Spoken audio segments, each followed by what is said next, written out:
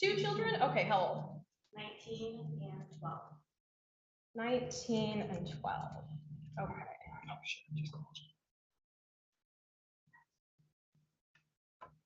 Your Honor, I have no further questions. Ms. Thurman, any questions for Ms. Dillon? None from the defense. Thank you. For cause? The people, Your Honor? None for cause. None from the defense. Peremptories, Ms. Thurman?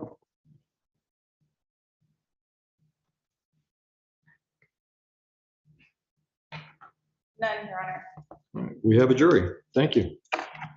Now you folks are free to go, but you're also free to stay. If you want to stick around as long as you'd like to. Once again, if you need a letter to show you were here for jury duty, just go down at the front counter and ask for that. Thank you very much. Folks, I'm going to ask you to do the juror's oath.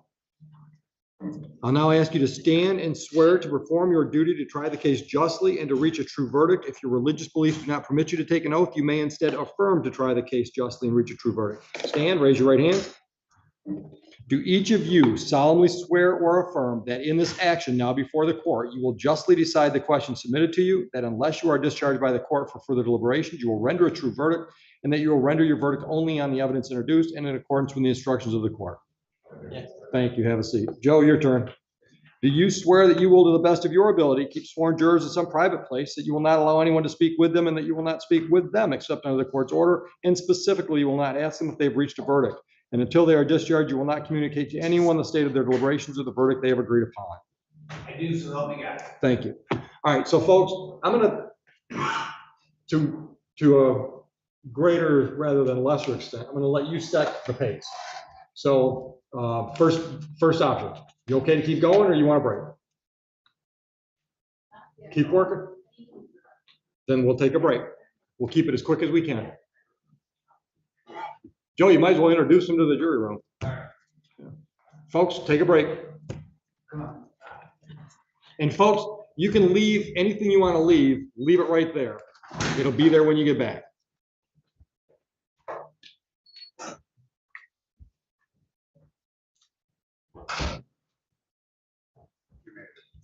You're right.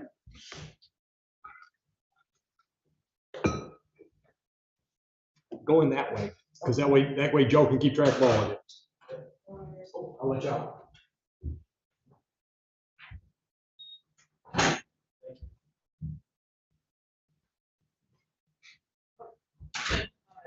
Since we're being recorded, I'm trying to chase down defense counsel. There was something I wanted to address Okay. outside of the jury.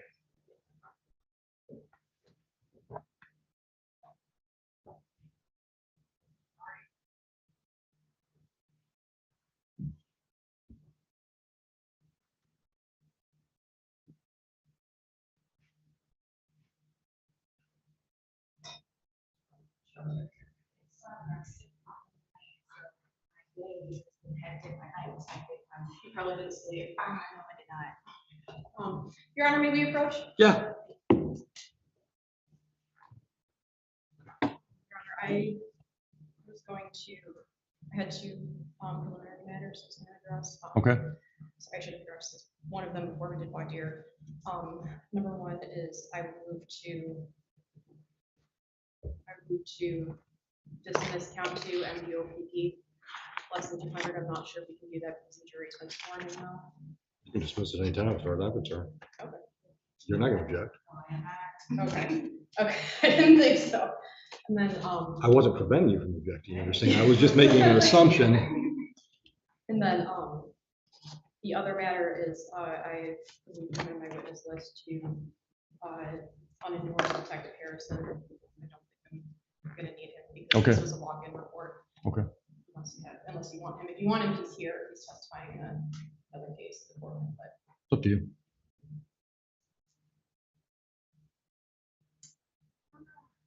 Okay. Personally, I don't think that my client would object. I would like to ask. Yeah, absolutely. absolutely, yeah. Absolutely. Here's my thing. I don't want him sticking around all day if he doesn't have to be. Yeah. So, I mean, if you want to see how the testimony goes before you decide, I'm okay with that. Okay. But just as soon as you know, Okay. let us know. Okay. Now, as far as count 2, I'm just going to have Heather adjust all the paperwork Okay. and take it out. I'm not even going to mention it. If they bring it up, what happened to that count 2? Then we'll explain what happened. If both of you are with that. Yeah. So we shall mention it no more today unless they bring it up. Thank you, Okay. Judge. All I right. appreciate Thank it. you, ladies.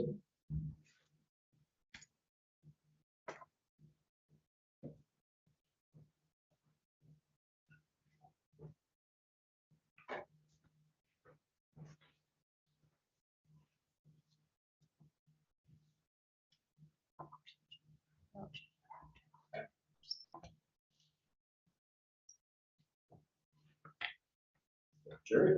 Yes, we did. Congratulations. Thank you. What's going on? We're done over there. Today was our maiden voyage, doing the in-person. Oh, that's right. Something about having to walk yourself into court for information. Yep. Yep. That's That's why I started doing them. I'm all for it. Nothing like. So- it just but- makes sense. But I'd rather do my sentencing live too, just Yeah. because it lets them know this is important stuff. Yeah. No, completely. Trending, as they say, the right direction.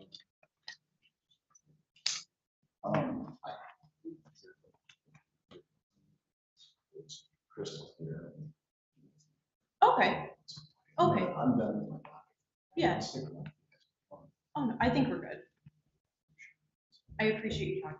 I'm so paranoid about that, and I'd rather. Are you guys staying in here for a minute? Yeah. I'm gonna let you secure the room then. Okay. I'll take that seriously. Yeah. that will,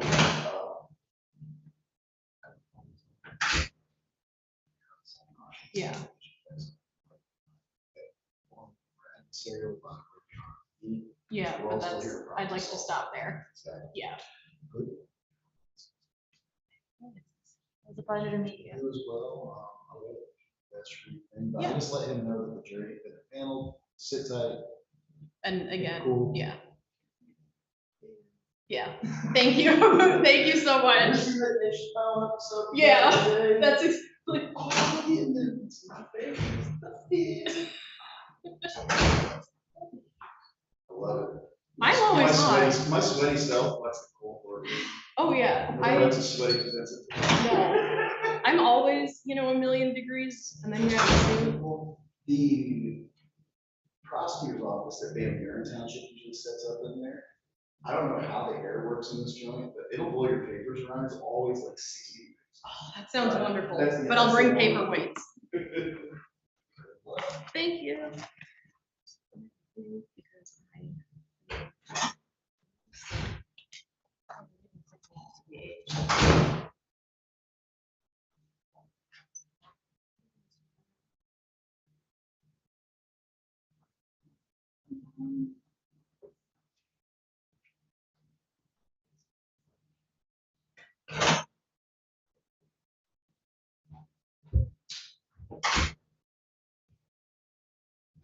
Sarah's very cool.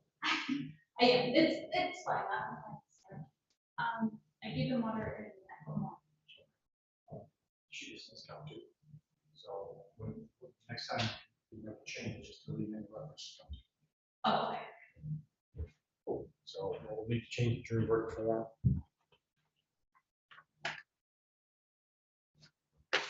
Okay, it's free. Yeah. Whenever you're ready.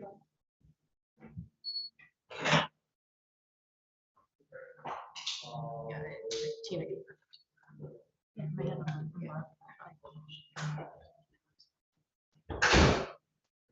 Would you ladies self-defense jury ready to come back?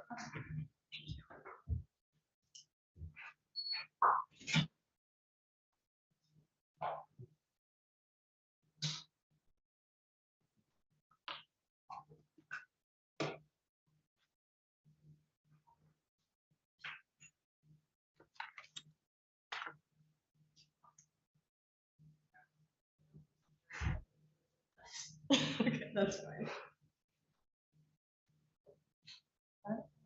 Fine though.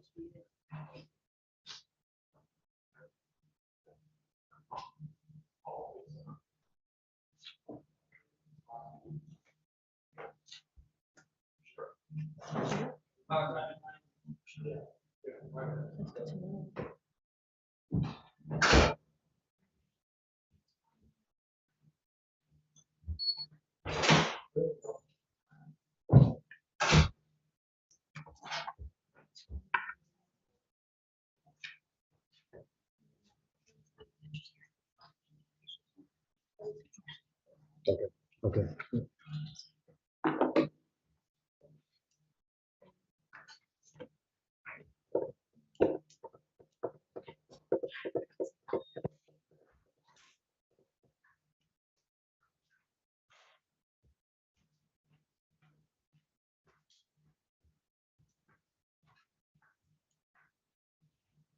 Same seats if you can, please.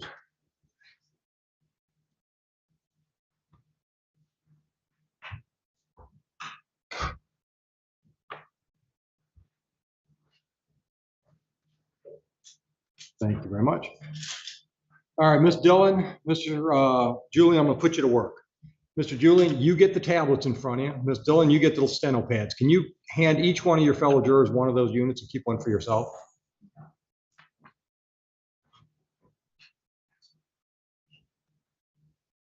Thank you very much. Your helpfulness will definitely show in your job about. All right, so folks, the tablet and the steno pad, ignore them or use them, completely up to you. So I'm a note taker, all right? I'm writing notes to myself all day long for a couple of reasons. Number one, my memory really stinks. And number two, I'm a visual learner. So it helps me to write things down because it goes in my head a little bit better than if I just hear things. If you're like me and you like notes, then use the steno pad. If they're a distraction to you, don't feel like anybody's going to judge you because you're not paying attention to taking notes. Same with the tablet. I'm going to read you jury instructions. Those jury instructions are on that tablet. You can follow along as I read them. Once again, I like to read things. I don't like people to read things to me, all right?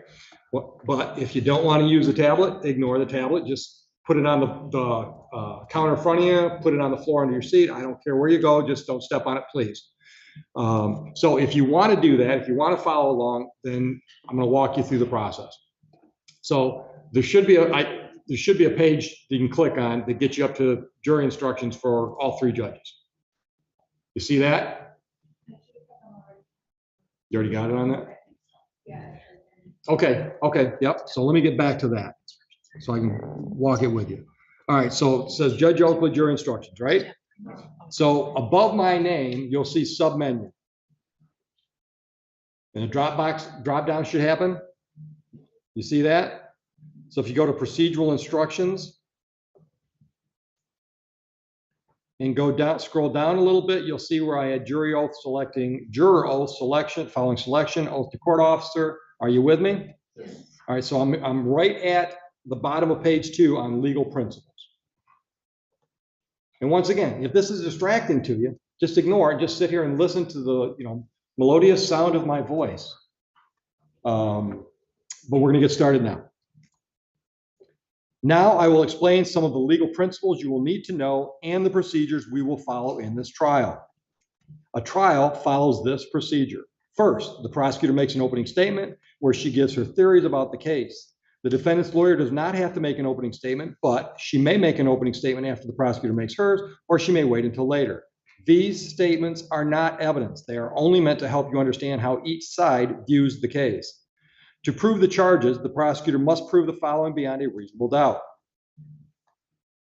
Oh, you know what? We had this problem last time. I was going to ask you. Yeah. That's what should drop in. So I'm going to go out of this page, folks, and go to elements of the crime. Is it? Yep, keep going on. Yeah, but it should be right here. What's the red word? There's no red word.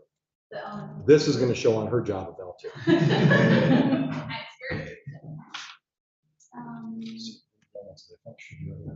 Oh, that one. Oh, you did that one. Yeah.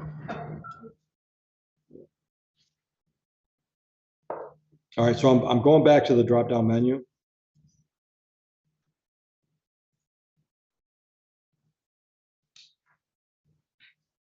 So it's elements of the crime charge.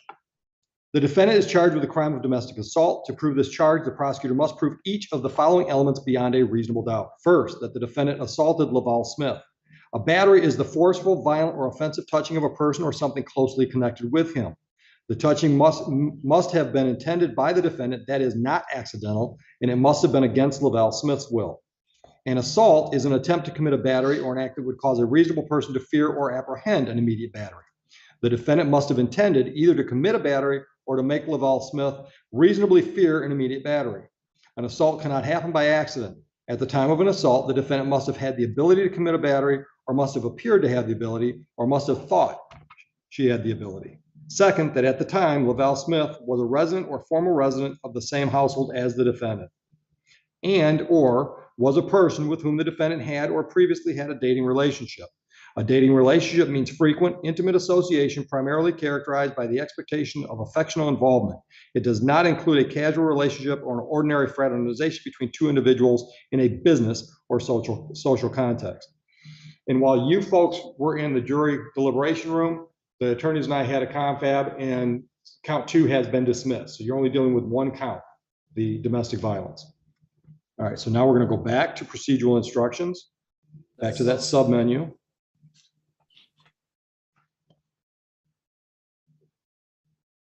So I'm on page 3, paragraph 4. Next, the prosecutor presents her evidence. The prosecutor may call witnesses to testify and may show you exhibits like documents or objects.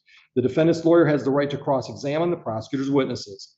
After the prosecutor has presented all her evidence, the defendant's attorney may also offer evidence, but does not have to. Does not have to. That was awkward.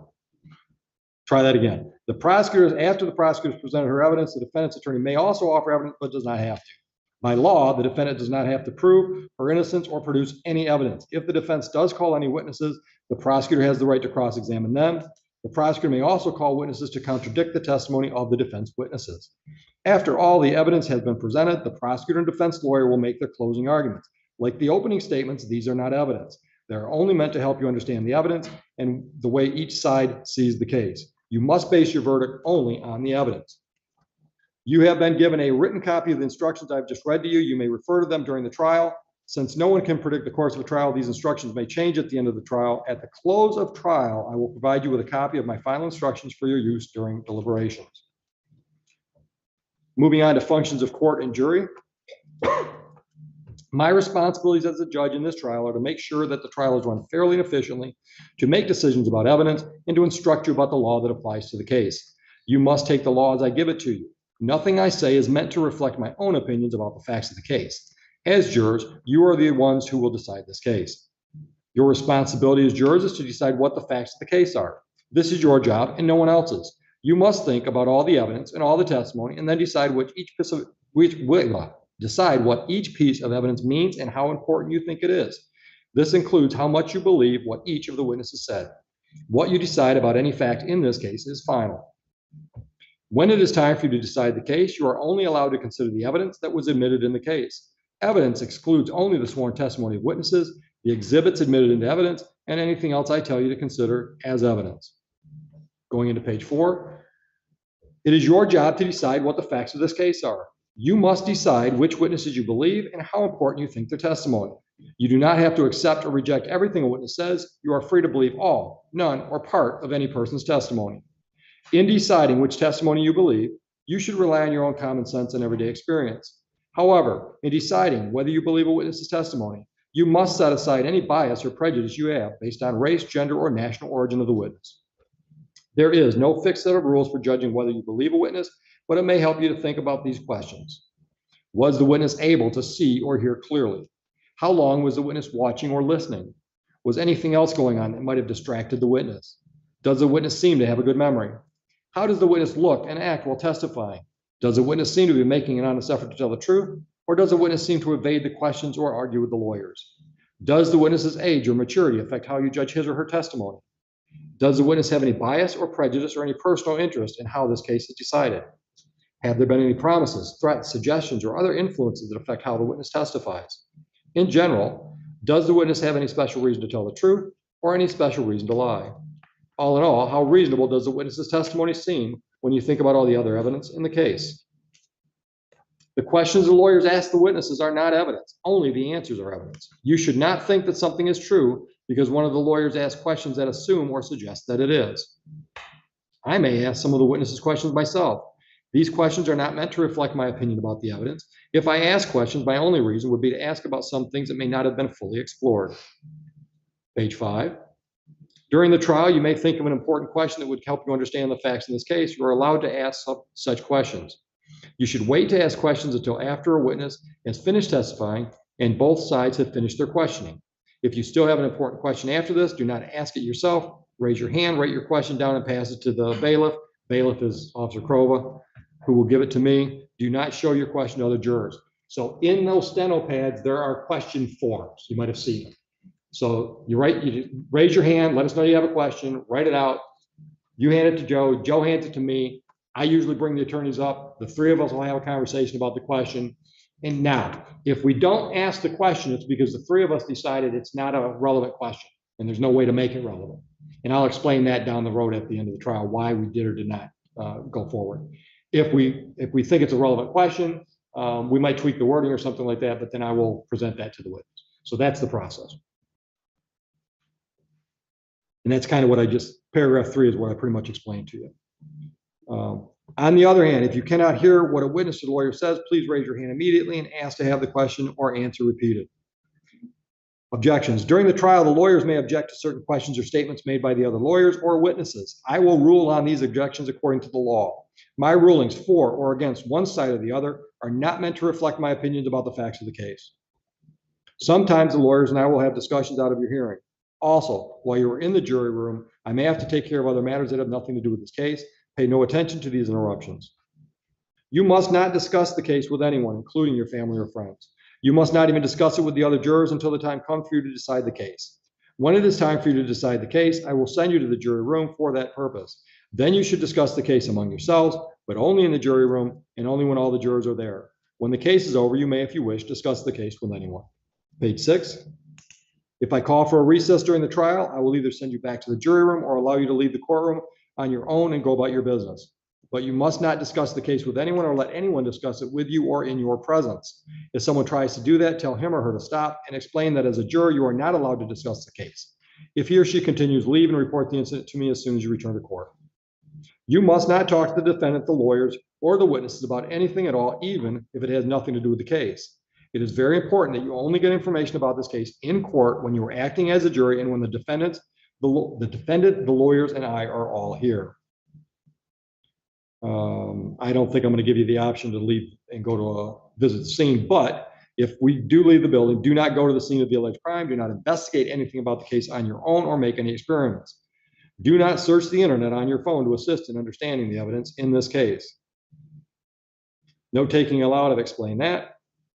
Number of jurors. You can see that we've chosen a jury of 7. After you've heard all the evidence and my instructions, we will draw lots to decide which one of you will be dismissed in order to form a jury of 6. Possible penalty should not influence your decision. It is the duty of the judge to fix the penalty within the limits provided by law. Page 7, I may give you more instructions during the trial, and at the end of the trial, I will give you detailed instructions about the law in this case. You should consider all of my instructions as a connected series. Taken all together, they are the law you must follow. After all the evidence has been presented and the lawyers have given their arguments, I will give you detailed instructions about the rules of law that apply to this case. Then you will go to the jury room to decide on your verdict. A verdict must be unanimous. That means that every juror must agree on it, and it must reflect the individual decision of each juror. It's important for you to keep an open mind and not make a decision about anything in this case until you go to the jury room to decide the case. Ladies, are we ready for opening? Yes, Your Honor.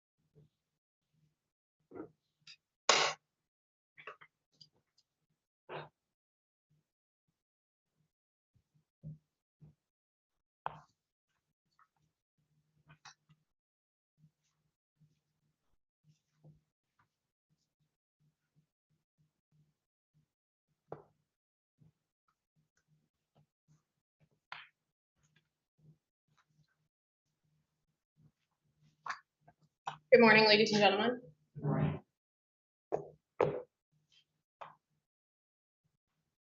We are here today because on August 7th, 2022, at 490715 I-94 Service Drive, Apartment 210, in Van Buren Township, State of Michigan, County of Wayne, defendant Sienna Boyce attacked her boyfriend, Laval Smith.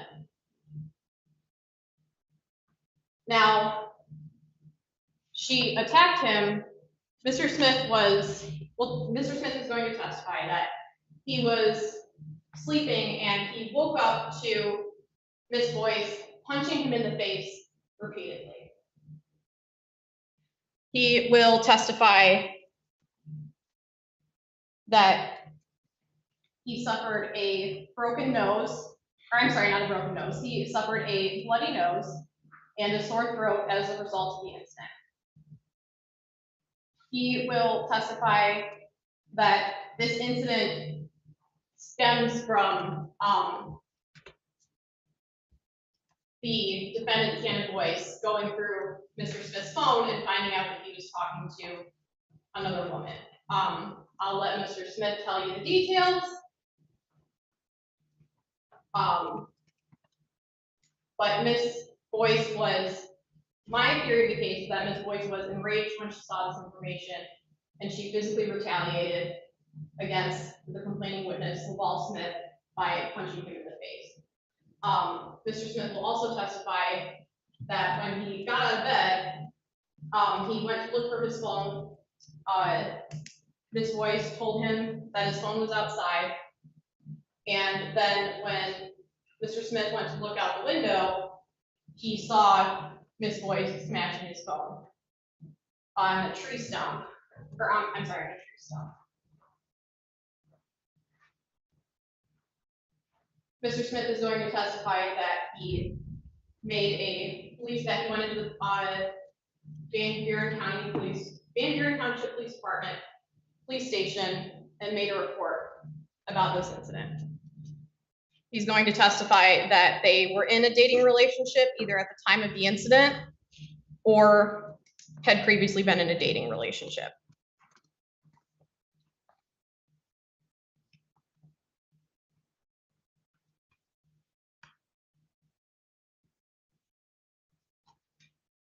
Mr. Smith is also going to testify that he filed a petition for a personal protection order in the Third Circuit Court Family Division for Wayne County shortly after this incident. And in that petition, he does document this incident on August 7th, 2022. I don't want to spoil everything for you guys, and I don't know how much we're going to get into the background of this case of what happened before August 7th. But my job is to prove that beyond reasonable doubt that on August 7th, 2022, Ms. Boyce assaulted Mr. Smith by punching him in the face. This isn't a case about what happened on any date before that or any date after that.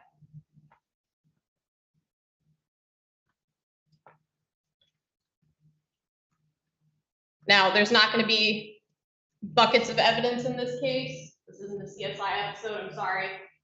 At the end of the day, it's going to come down to, who do you believe? Are you going to believe Mr. Smith? Are you going to believe Ms. Boyce? If she testifies. She does not have to, but if she does. But if you believe Mr. Smith, you can find defendant guilty beyond a reasonable doubt, because beyond a reasonable doubt is not beyond all doubt. So it's going to be a simple case. You're going to rely on your experience. You're going to rely on the mannerisms of the complaining witness. You're going to rely on your own judgment, and you're going to make that judgment call about whether or not you believe he's telling the truth. And I believe that after hearing the testimony, based on your reasoning, you will find the defendant guilty. Opening now, counsel, or later?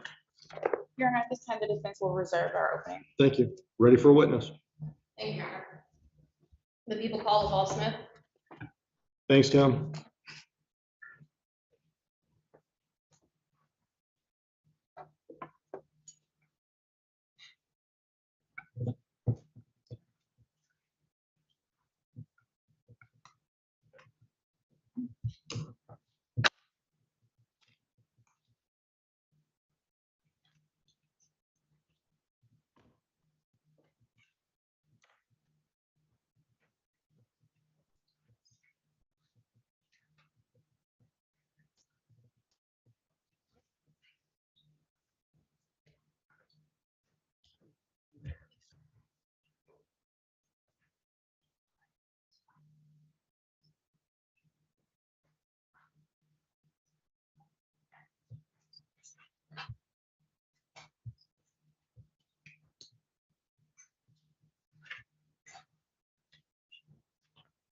Mr. Smith, all the way up front, please. Come on up here. Watch your step on the incline ramp. Raise your right hand for me. Do you swear or affirm to tell the truth, the whole truth, nothing but the truth today? Yes, sir. Go, see right here. Thank you, sir.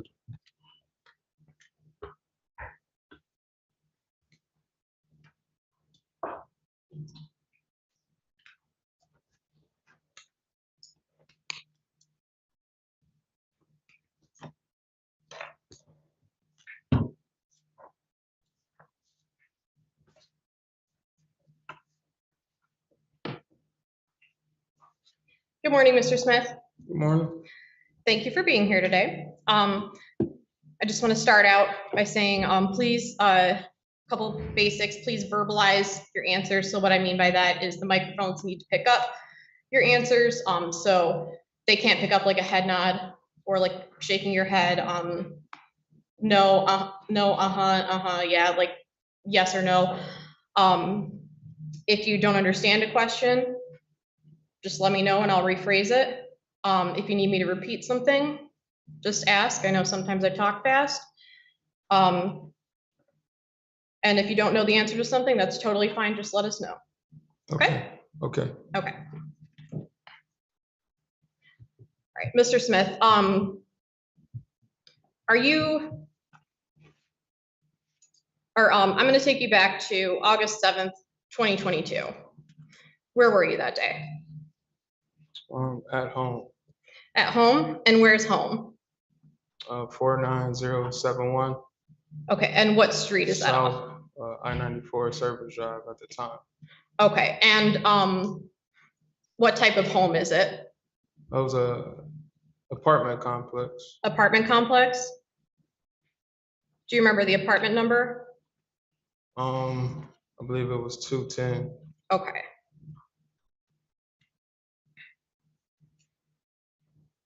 And on August 7th, 2022, was anyone living with you or was anyone at the residence with you? Yes. Who was at the residence with you? Sienna, Sienna?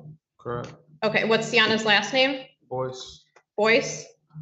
And how do you know Miss Boyce? We had a relationship at the time. Okay, you had a relationship at the time? Yes. What type of relationship? Boyfriend, girlfriend. Okay. Speak up. Gotcha.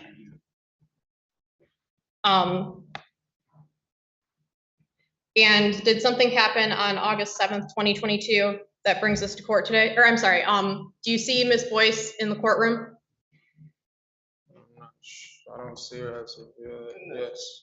Wait, can you please point to her and describe something that she's wearing? Should be over there, cream colored top. Noted. That Your Honor, artist. Well, you noted.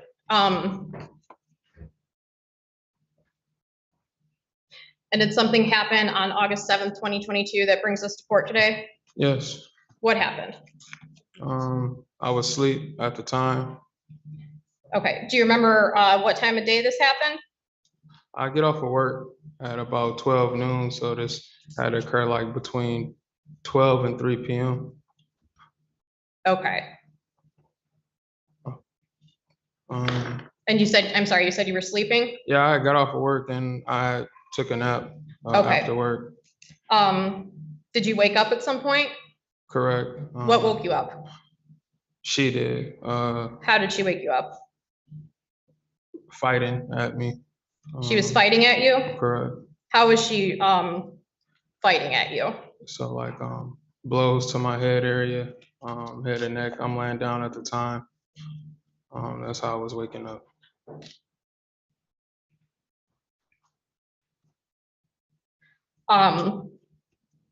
These blows to your head, do you remember if she used opened or closed fists?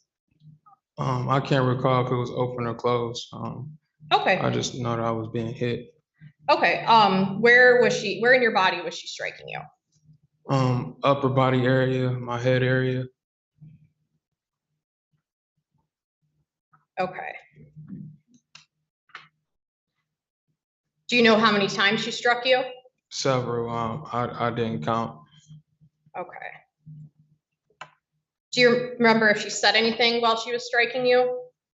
No, she didn't say anything at that moment. When I lifted up, I asked why. I'm sorry, you said you lifted up? Yeah, like in the bed when I Okay. sat up, I Okay. asked why. She just went silent and just stared at me for a moment. Okay. What happened next? Next, she stated that, you know why? I didn't really know why. So at that time, I believe I asked her for my phone.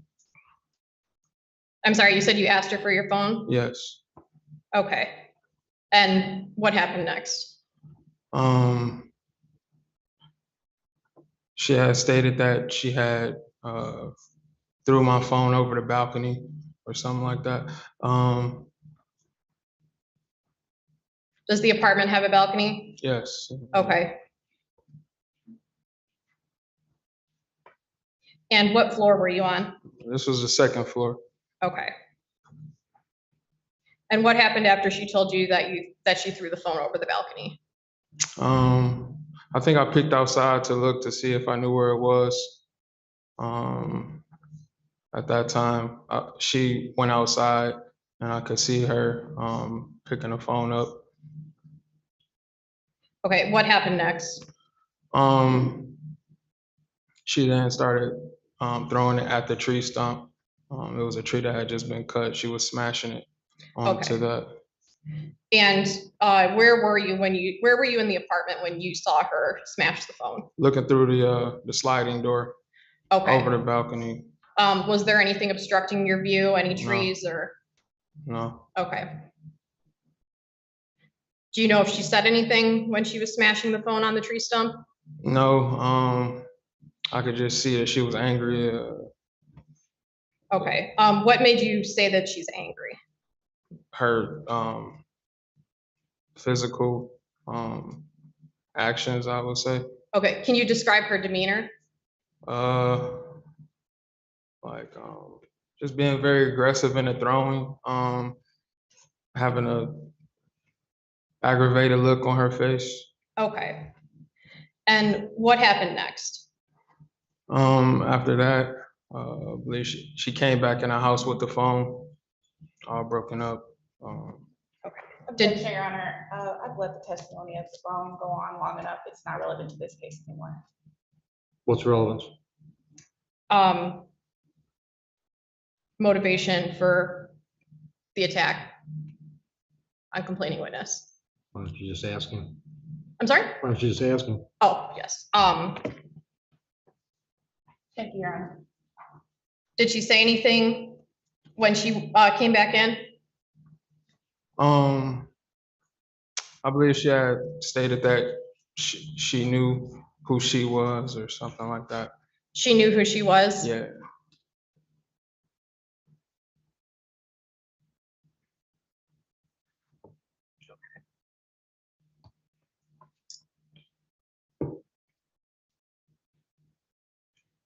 And did you file a personal protection order?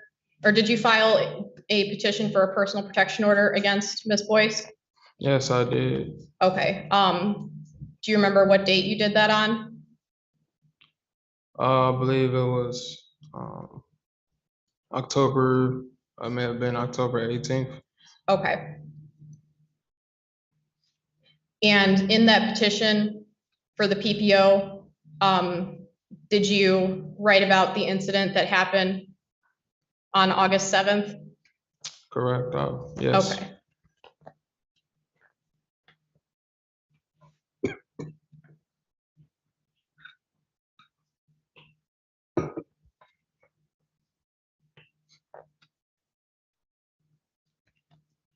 Did you have any injuries?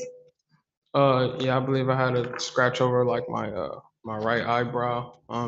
Other than that, just head pain, throat pain. I'm sorry, you said you had a scratch over your eyebrow, and what was Yeah, that? yeah, it was like scratch over my right eyebrow, and other than that, just head pain and throat pain. Okay. Did you receive medical attention? No, I didn't like call the EMS or nothing. I believe also my nose was bleeding, but that was everything that I just fixed up like at home. I just got myself together afterwards. Okay, you said you fixed yourself up? Yes, ma'am. Okay, what do you mean by fixed yourself Like up? just went to the bathroom, wiped my face off. Okay. Did you call the police on that day? No, I did not call the police on that day. Okay, did you eventually report the incident to the police? Yes, I eventually did. Yes, ma'am. Okay, how did you report it to the police? By going into the police station, and speaking with an officer. Okay, do you remember about what date you went in and talked to the police officer? I can't recall the exact date. No. Okay.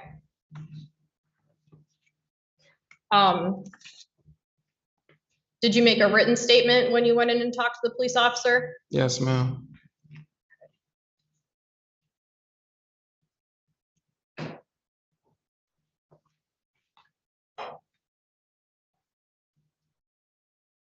And did you sign that written statement? Yes, I did. Okay. Your Honor, I am asking to mark this as People's Proposed Exhibit 1. I'm showing defense.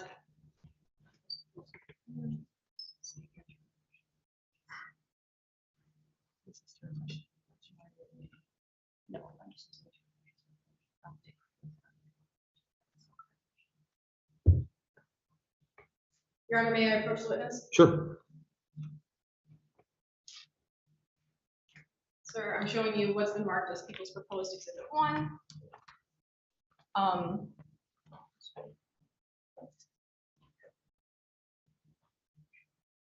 What is it I'm showing you? This written statement.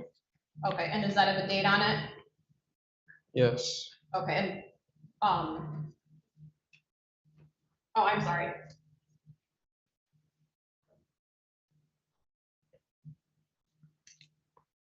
Has your recollection been refreshed? Yes. Yeah. Okay. What date did you report the incident to the police on? 10/24. Okay.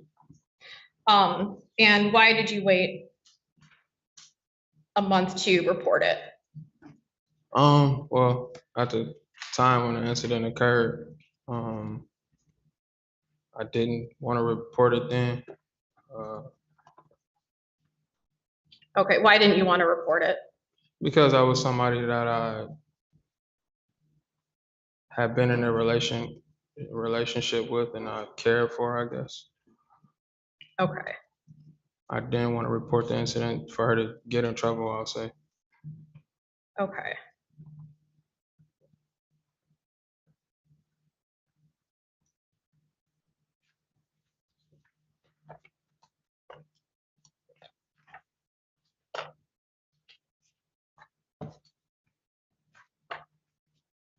Your Honor, I have no further questions. Mr. Thurman, your witness.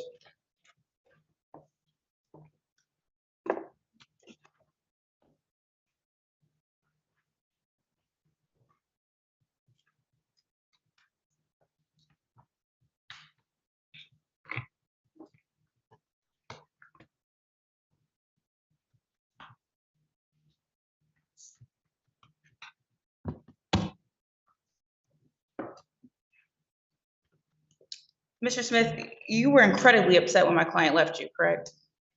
What do you mean? You were upset. I don't understand the question. Okay. Were you upset when my client left?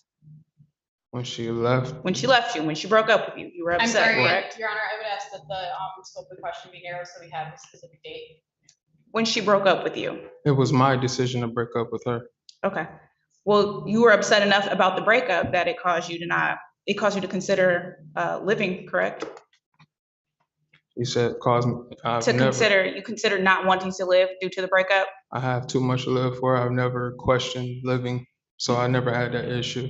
I'm sorry, Your Honor, objection again. I would ask that the scope of the question be narrowed. Narrowed to what? He said he never did it. No, narrowed to when they broke up. Foundational question. When did the relationship end? Could you repeat that? Yeah, when did the relationship end? The relationship would have ended like end of July. July of what year? 22.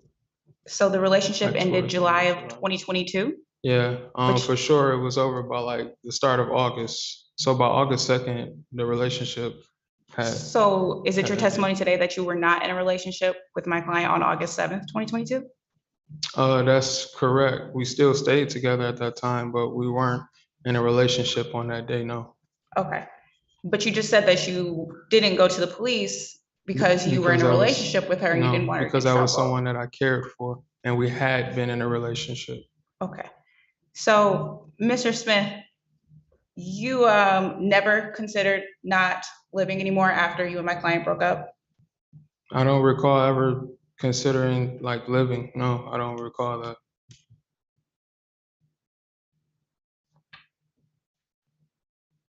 Do you recall leaving my client voicemails on or around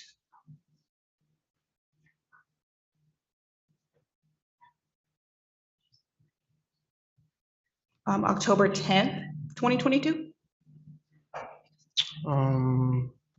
No, not for sure, no.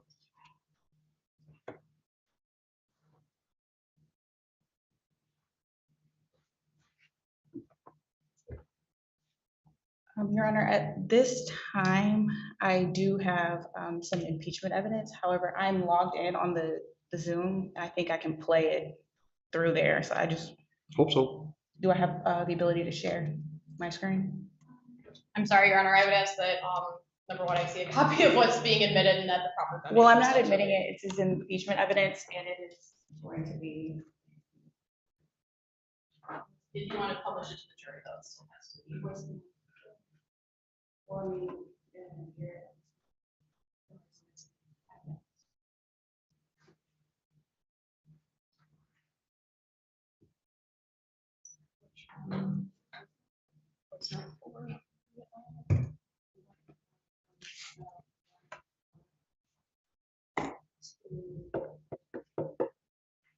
I would still ask that the foundation.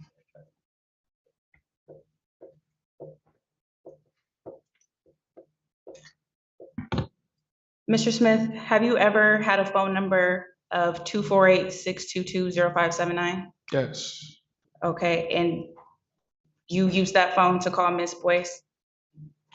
I would have used it to call anyone, yes. Okay. All right, and then just for the record, you have never considered not living due to this breakup? I do not recall ever considering. So you wouldn't living. have said that in a voicemail? Objection, Your Said Honor, what? relevance. Relevance. Oh, so this goes directly to my theory of the case of the retaliation that he's impacting on my client. So he was very upset with an incident, which have not gotten to yet, but this speaks right to it. I would ask that the foundation be laid, Your Honor. I've laid a foundation. This is his phone. He's not disputed that he called Miss Boyce from this phone. This is strictly impeachment evidence. He's saying that he didn't say something. I'm getting ready to show something otherwise. Your Honor, my concern is that there hasn't been a foundation laid for relevance yet. In order for evidence to be admissible, it must first be relevant. So I think we need to meet the relevance prong. I mean, this is going directly to his credibility. You're sitting here saying that you're not saying something, and then if I have I'll allow it. evidence. I think it's relevant. Thank you, Your Go Honor. ahead. All right, so let the record reflect, I'm starting this, oh wait, did I? Nope.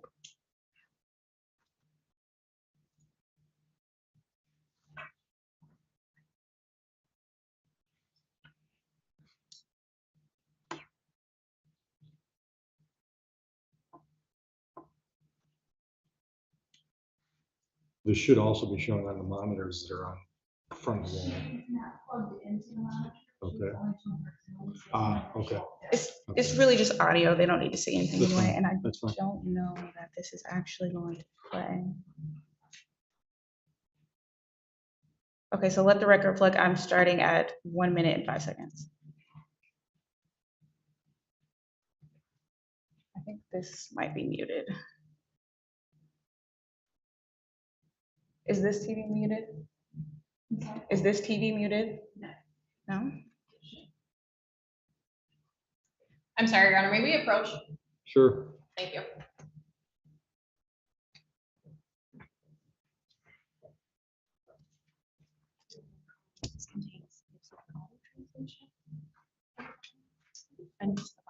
Yeah, if you could just. Yeah, that's fine. They'd have to have a lot better eyes than me to read that anyhow.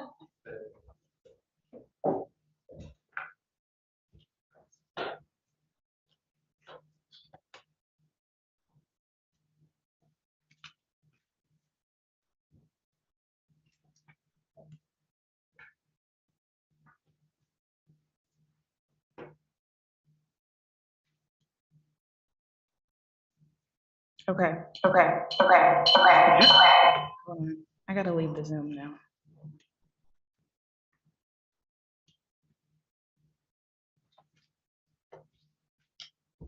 I'm like, sorry for this shit. I don't, bro. Every day I wake up, man, I hate it. I hate it. There's been times where I thought about fucking not living because of the shit that I'm going through right now. Mr. Smith, that is your voice, correct? Oh, yeah, yes, that's my voice. And you said that there have been times that you thought about not living, Because of the things that I was going through at that time, that's what I heard. and you were going through the breakup with Miss Boyce. That wasn't the only thing. Okay.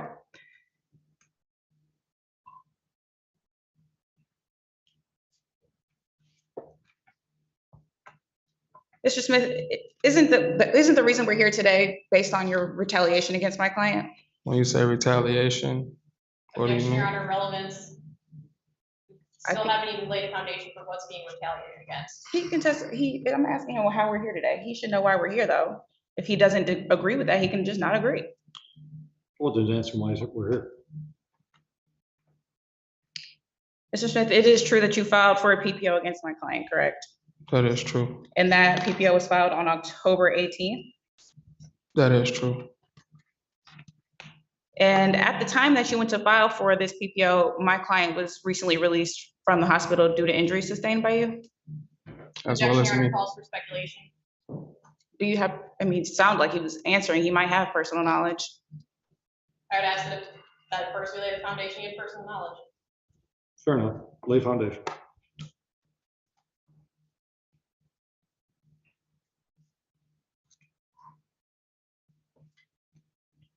You and my client agreed to meet up on October 16th, 2022, correct? I believe that was the date. Yep. Yes, ma'am. And did you and my client get into an altercation on that day? Yes. And after that altercation, my client let you know that she was gonna go to the police? No. No, you went to the police though, Correct. where my client was? I believe I got there before her, and like as I was there, she walked in. Okay. And you know that my client went to the hospital due to those injuries sustained on that day? I would say yes because one of the officers that came in. Objection, Your Honor, mentioned- hearsay.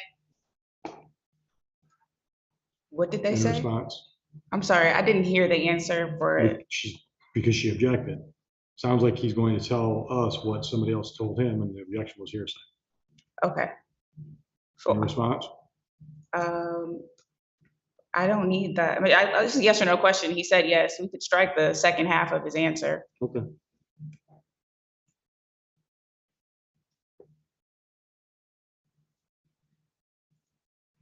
Okay, so Mr. Smith, at the time that you filed your PPO, my client was recently released from the hospital due to the injuries that night. Objection, Your Honor, again, lack of foundation for personal knowledge. We don't know if defendant, or if, Mr. Smith knows when defendant was released. I'll rephrase. Go ahead. At the time you went to file your PPO, my client was recently hospitalized due to the injuries sustained by you. Is that a question? Again, Correct. Your Honor, that's No, same objection. as he just before, testified that he knew she was in the hospital. He did. But not the date of release. I didn't ask about the release. I said hospitalized. I said when he filed his PPO, this was right after my client was recently hospitalized. True or false? Yes, that'd be true. Thank you. Thank Move you. on. Mr. Smith, there has come a time since your PPO has been terminated. Is that correct? Yes, it was terminated. Objection, Your Honor, relevance. This goes directly to the credibility of the statement of the complainant, as the PPO was terminated, leads to grounds that it was no basis for it. Your Honor, may we approach? Sure.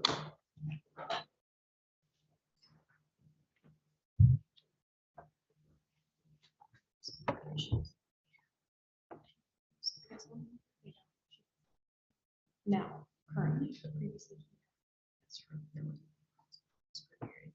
So Your Honor, my concern with the statement that since we've determined that the people is a separate standard.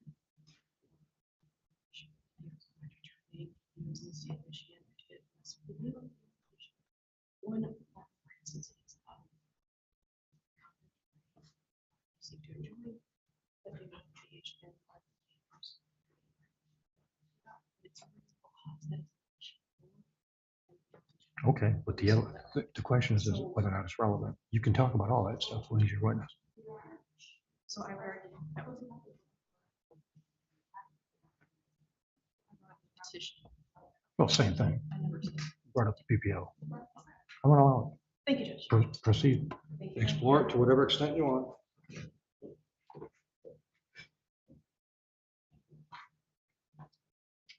Okay, Mr. Smith, I believe the question on the floor is, you had a PPO, it was terminated.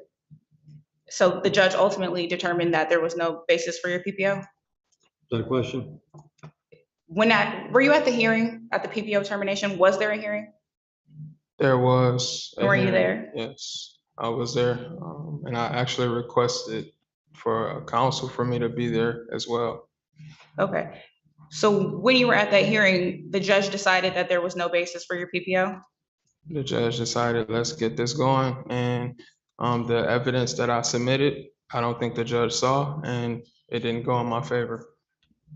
And so that's a yes, the judge determined that there was no basis. If that means no basis, then yes. And so my client is the only one who has an active PPO between the two of you, correct? Yes. All right. Mr. Smith, on October 24th, 2022, you walked into the police station?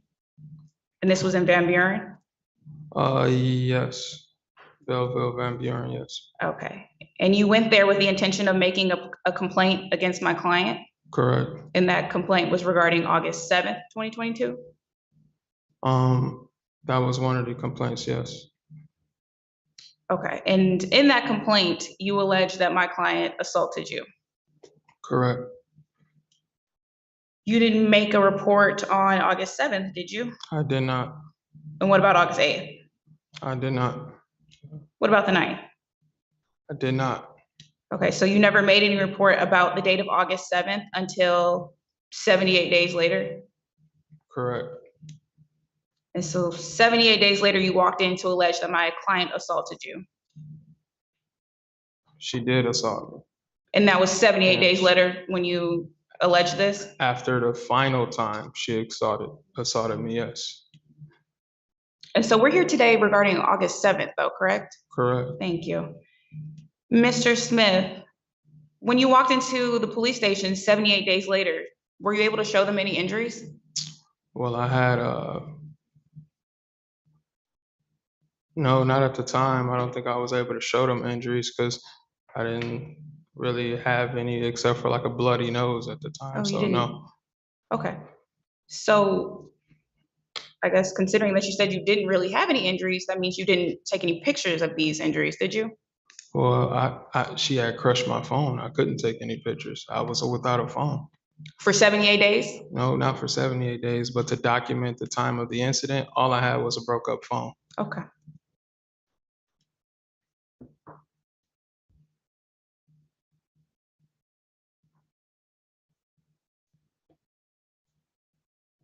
In your written statement to the police,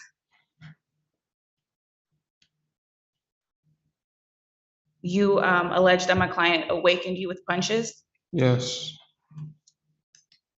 and that these punches caused a sore head and a sore throat. correct.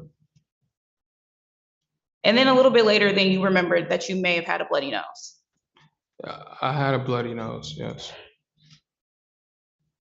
Okay, in that same written statement, you said that my client was no longer staying at the home. No, she wasn't technically staying there because we had broke up and she would be over there like sometimes. Okay, and so as an alleged victim of domestic violence, Mhm. you didn't try to remove yourself from the home where the abuser could be? No, I didn't. I had my pets there. I had 2 dogs that we shared together. That was like my home. I worked 5 minutes down the road. It would not have been. Okay, thank you. So you continued to have contact with my client after August 7th though, right? Yes, yes. You continued to call my client after August 7th? Yeah, I would continue to call her. I would continue to see her after that. You also continued to text her after August 7th? Yep, and text her. Yes, And you would provide my client with updates on your day via voicemail, right? well, what do you mean? When she didn't answer the phone, would you talk on the voicemail about your day and how your day was going? If you're referring to this voicemail here, that was my voice, so I would say that's me, yes. I just want to be really clear for the record, because I'm not referring, I just want you to answer the question I'm asking. I don't want you to refer to anything we may have seen. Mhm. The question is, would you call her and she would not answer? Would you then leave a voicemail updating her on your day? I don't- I would request specificity. Like a specific date. After August 7th, Okay, thank you. you said that you continued to see her, you continued to call her. Did you also leave voicemails for her after August 7th? Yeah, I can't recall any voicemail that I left, but maybe like she was still in a home. So I don't. Okay. You agreed to attend counseling with my client after August 7th, correct? She wanted us to see a therapist, and yes, I was there present to see a therapist. Thank you. So, Mr. Smith, if the answer allows for a yes or a no answer, I would really appreciate just the yes or a no. Objection, Your Honor, unless the question is asked in a yes or no format, the witness is allowed to give a full and complete answer. I would argue that correct or Good incorrect is the questions get better same. answers. Okay.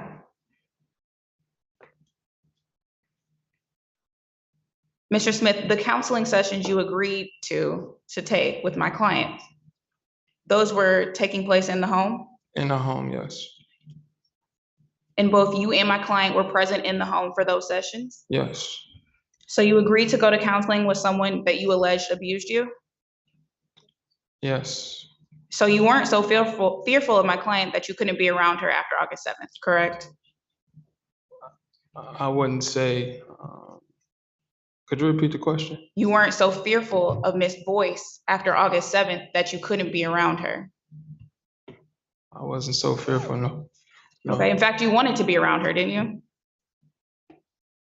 She was still in the home.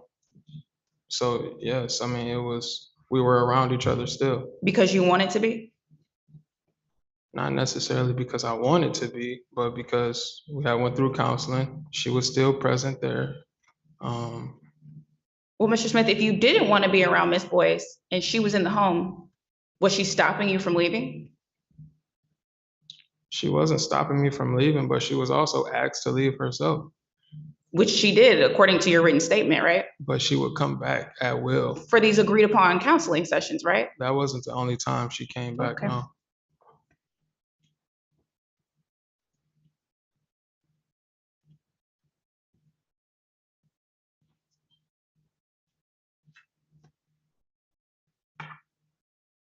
Mr. Smith, there was a point in time where Sienna found out that you were seeing other women, correct? After our breakup, yes. And after that point, she found out that you were cheating. You and Sienna continued to see each other? I wasn't cheating. Okay. After that point in time where she found out that you were seeing someone else, you guys continued to see each other? We weren't together at that time, but yeah, Did you Sienna see was still her? there. Yeah. And some point after Sienna found out that you were involved with someone else, you learned that she was messaging other men. I believe that may have been like a while later, yes. Okay, but at some point in time, is the question, you did learn that she was messaging other men, Maybe, yeah. and it really upset you? I wouldn't say it upsetted me. No? So after 4 years of dating with someone, you weren't upset to learn they were talking to someone else? I was already like past the point of a relationship, so I mean, What were you and Miss Boyce meeting for on October 16th? I believe it was just for like lunch or something. Okay, not to discuss anything in particular? I can't recall, no. Well, after that, during that altercation on October 16th, you do recall the altercation, correct? Correct. During that altercation, you struck Sienna in the face? I wouldn't say I struck her in the face. Would you say you punched her in the face? No, I would say blocked and defended myself, Okay. putting up a forearm. Okay, Mr. Smith, you do recall that you said that Sienna wound up in the hospital due to this altercation. And I don't believe that she was in the hospital because of any physical attack by me either. Okay, So yeah, she was in the hospital. I was in the same hospital. Officers may have told me that she was there, but so when you arrived at the police station shortly after this altercation, right? You saw Sienna, correct? she walked in. Did you notice anything about her face? Honestly, I was not paying attention. I was barely able to stand. Okay.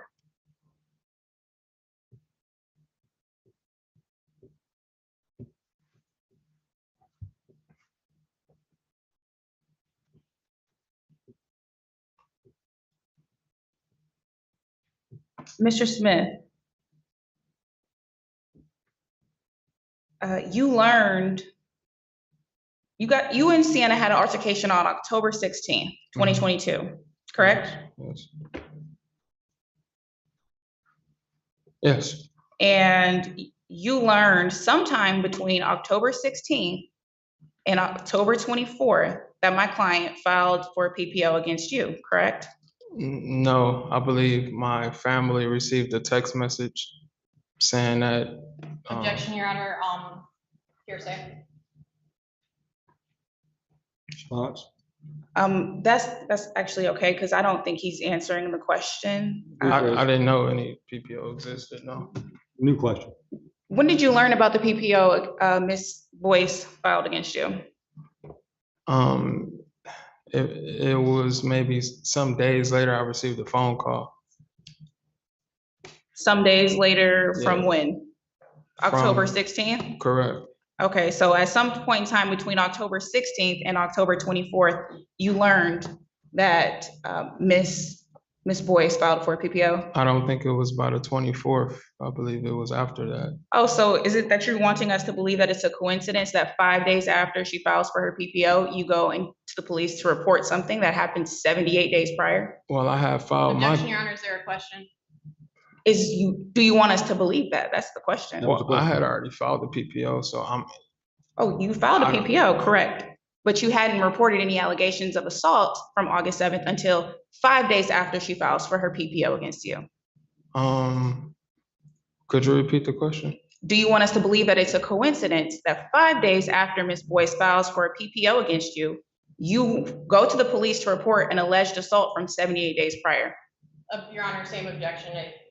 This think is this the is same question argumentative. that he's not answered yet. And yeah, this is argumentative. I'm merely asking what he wants us to believe. I would ask the question be rephrased. Is it a coincidence?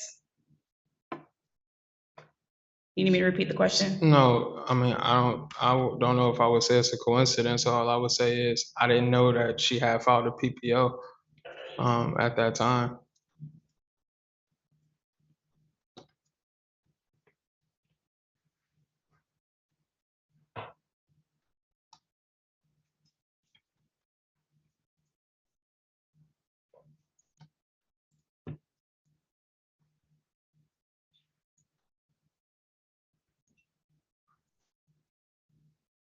One second, Your Honor. Sure.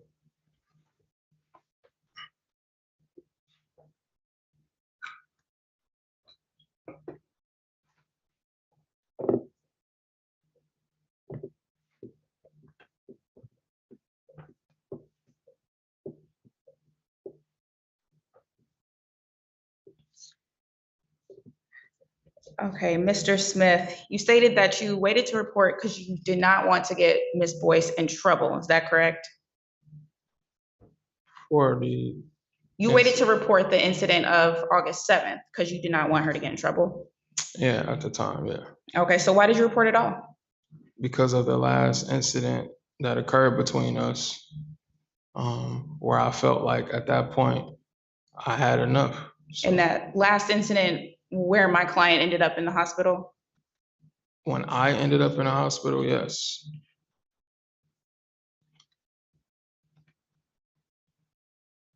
I'm sorry, Mr. Smith, I'm not sure if you're aware, but my client is Ms. Boyce, and I just asked you, was that incident when my client ended up in the hospital? I believe it may have been, yes. Okay, thank you. No further questions. Ms. Man Ray. Thank you, Judge.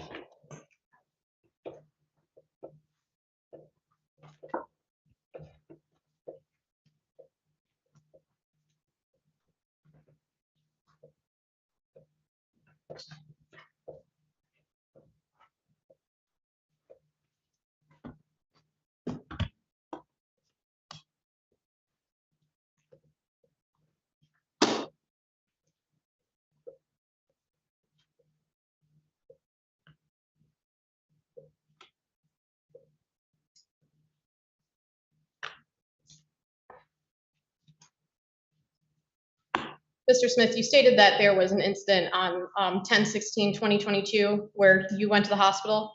Yes, ma'am, Why did you go to the hospital? because I was injured. How were you injured? Like bite marks to the hand, scratches to the neck.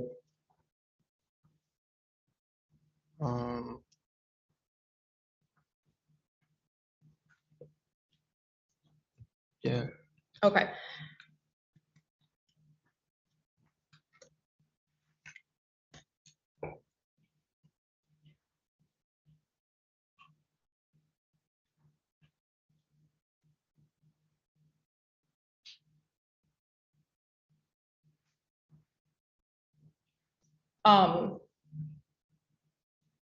Did the doctors diagnose you with any injuries when you went to the hospital for the 10/16 incident?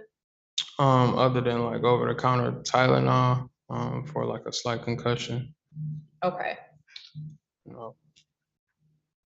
And how were you injured on 10/16? By Sienna hitting, biting, and scratching at me.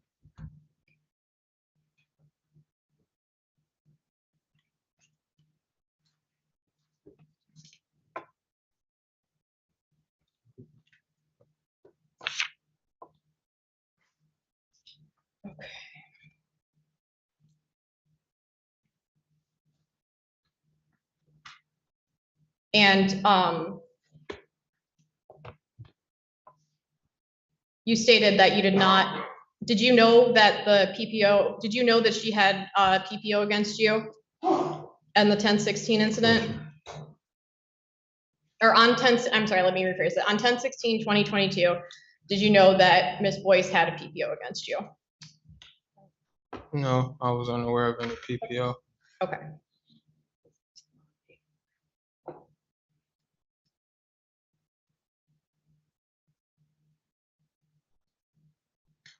Objection, Your Honor, I just want to clarify the mischaracterization in counsel's question. The PPO wouldn't have been filed on 10/16.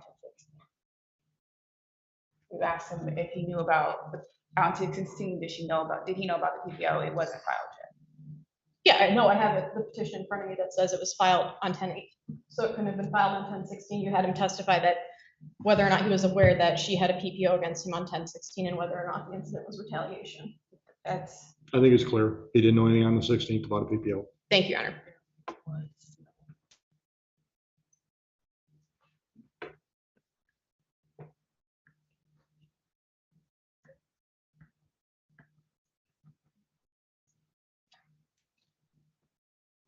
I'm sorry for the pauses. My computer is just taking a minute to load.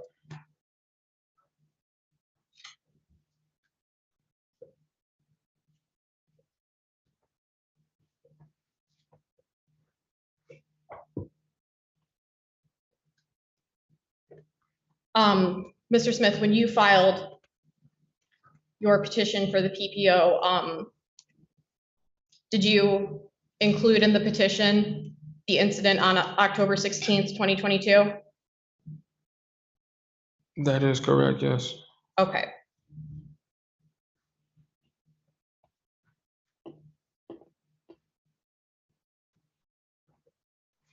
And what happened on 10/16/2022? I was at her family's house. Me and Sienna agreed to see each other. We met up.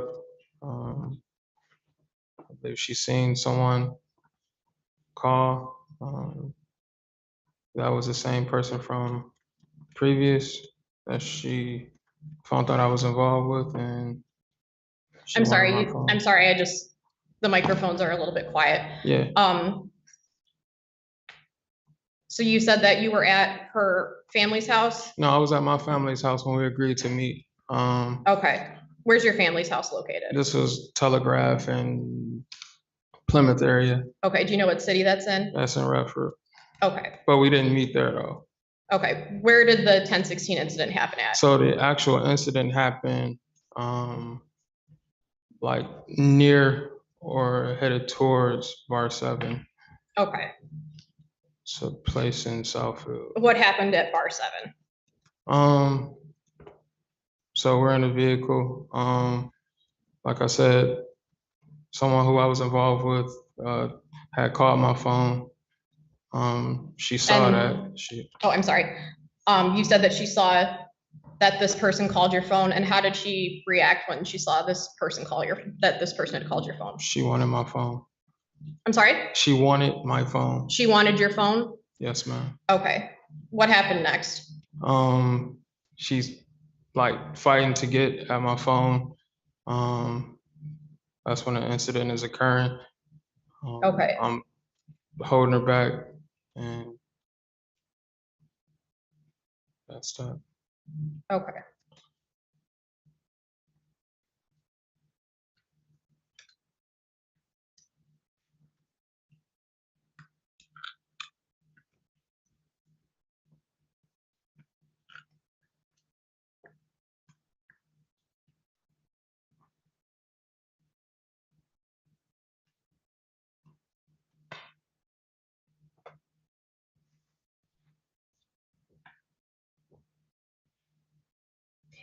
And you testified earlier that you had a scratch above your right eyebrow and a bloody nose as a result of the incident on August 7th. Yes, Correct. yes, I believe so, yes. And you testified that you didn't seek medical attention, you cleaned yourself up? Yeah, no, I didn't seek any medical attention, no. Okay. Was the scratch above your eyebrow still visible when you went in person to the Van Buren Police to report this in October? I don't think so, no. Okay, was your nose still bloody? No, Okay. no.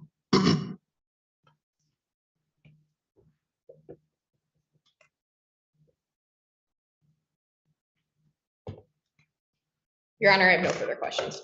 Any recross, Mr. Oh, I'm sorry, Your Honor. Go ahead. Mr. Smith, for the PPO termination hearing, did you have an attorney for that hearing? No, in which I made that known that I would have liked an attorney there. Okay.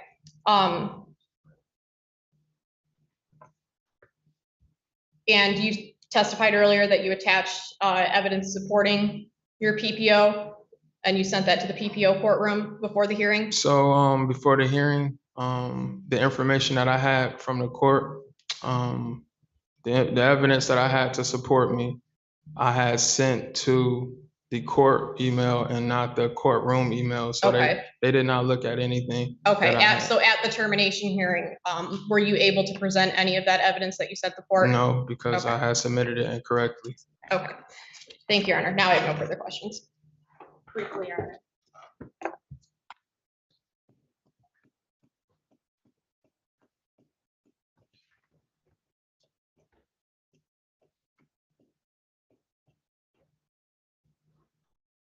Mr. Smith, you said that you were unable to present any evidence at your PPO termination hearing, right? That's correct. Were you able to get on the stand? Well, yes, So you were able to testify? yes. And you explained why you felt like you needed a PPO?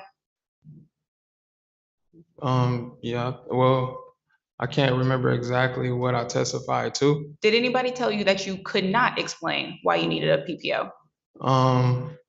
I can't recall. I was very uncomfortable during that hearing because I had no one representing me. Okay, so to your recollection, did anyone prevent you from testifying about why you needed a PPO? Objection, Your Honor. Asking answer, he just said that he doesn't remember. I'll allow for clarification. Yeah, because what I heard was I didn't have an attorney. You could answer the question. So to your recollection, did anyone prevent you from testifying as to why you needed a PPO? No.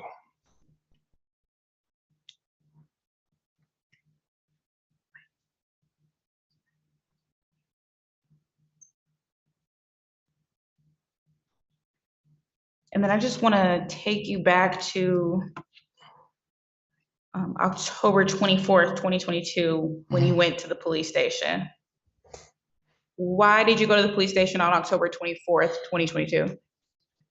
I went into the police station at that point because I felt like after the final incident, which I was assaulted on the 16th, I needed to submit information to the authorities. That's what I felt.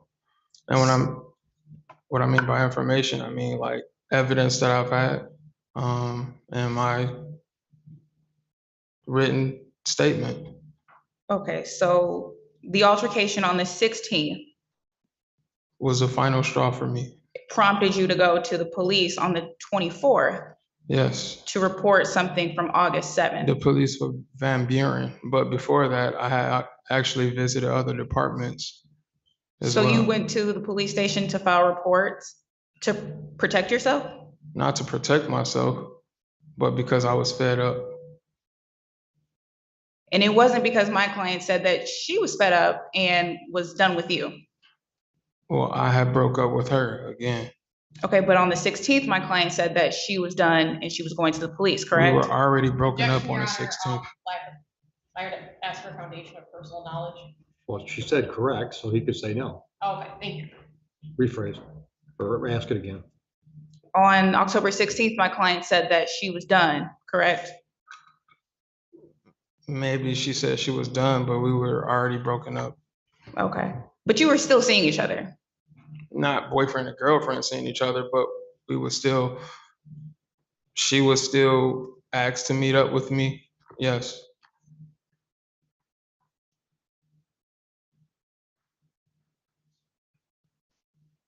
Also, she had a key to the I hope there's home no that we question on the shared. floor. You said that you listed this August 7th incident in your petition for a PPO, correct? Correct. Along with others. I'm sorry, what was that? Correct, along with others. Okay.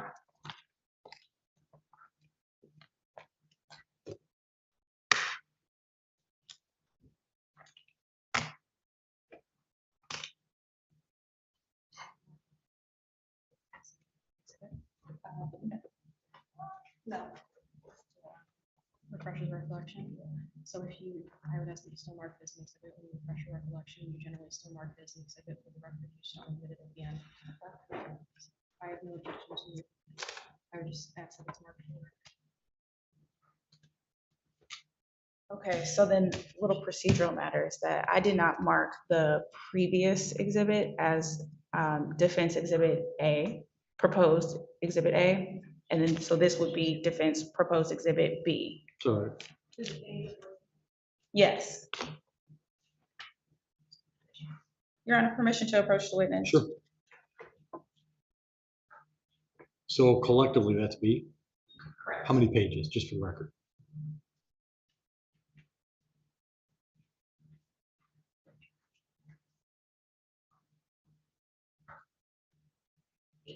All right, so it's 8 pages collectively, proposed exhibit B. Got it. Mr. Smith, what have I handed you? So you handed me a petition, my petition, I would assume, for the PPO. Does it appear to be different than the petition that you submitted? Hold on.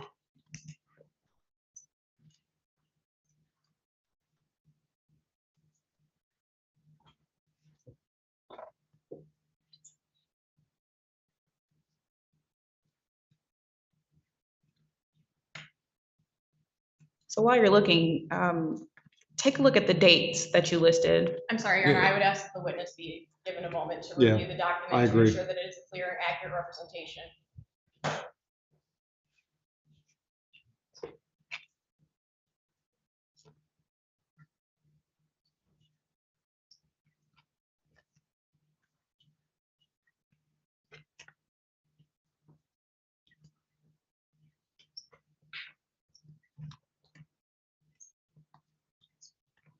All right, what was your question? I'm Does sorry. that appear to be the petition that you submitted?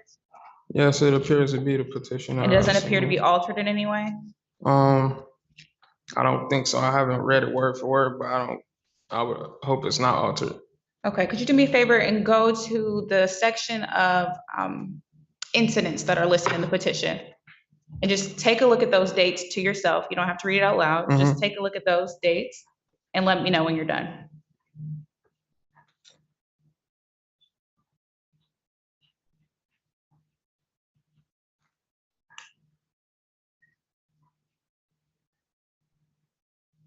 Okay, yeah, I'm looking at them.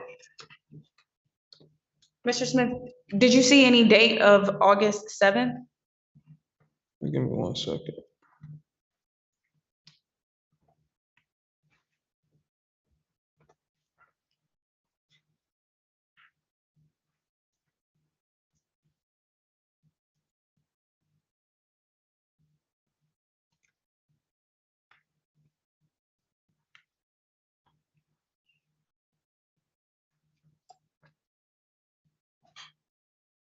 No, I don't show the, I see some of the information here, but not the date, no. Say that again, I did not understand. I see some of the information here, but not the date. Okay, Thank you. I'm gonna. Go ahead.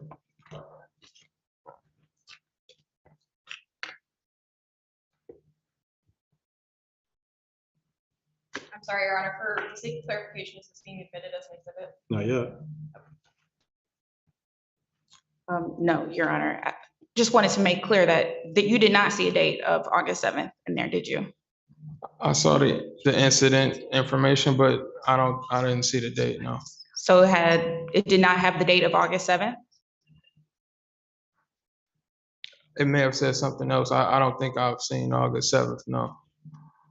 Okay, and you say that you saw some of the information. Was it in correspondence to a different date? Yeah, which, because I had, filed 2 incidents that occurred within our home. I believe one was August 2nd, the other was August 7th, but yeah, And yet you did not see August 7th in your PPO petition. I think I was just, at the time, I was filing a PPO based on the last thing, but it said like list other, issues that, that you previously had, so that's what I did. I believe I went all the way down to 2019 where she assaulted me at work. Okay, thank you. Okay.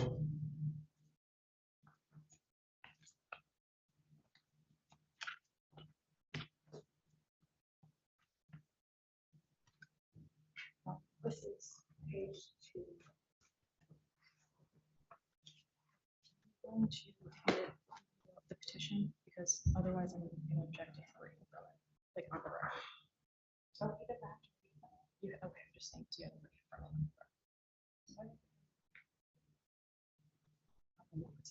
Like I said, yes, you had to read from it. You may go ahead, just, Your Honor, I've seen the exhibit. Thank you. This is page 2 of your PPO petition. Mm-hmm. Can you take a look at letter C? Okay. Okay, and just read that over to yourself. Yeah.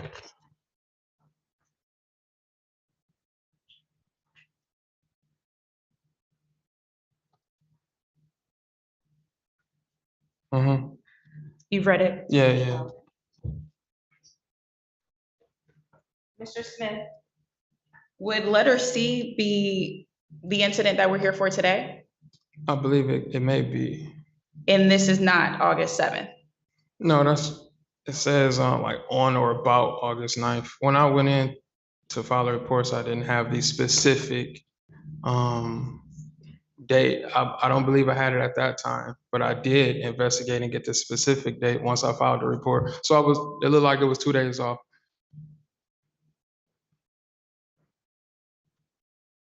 But you would have had this PPO petition for your reference when you went to the police station on October 24th, correct? Yeah, if I would have looked at it.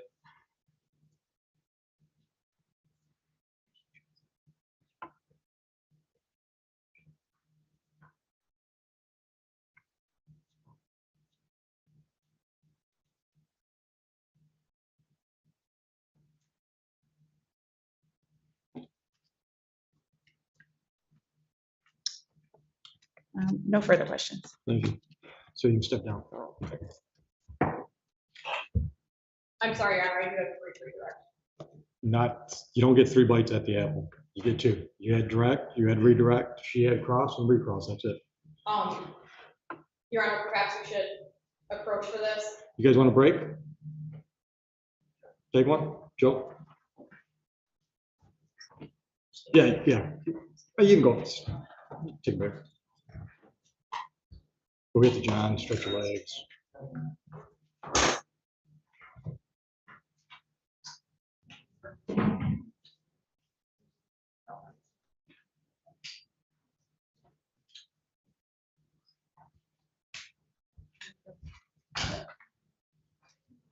Miss West.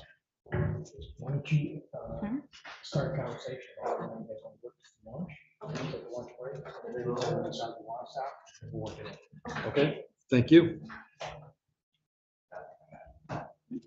Oh, so my. Judge, maybe you approach. Yeah, you're all right. We're on record. Go ahead.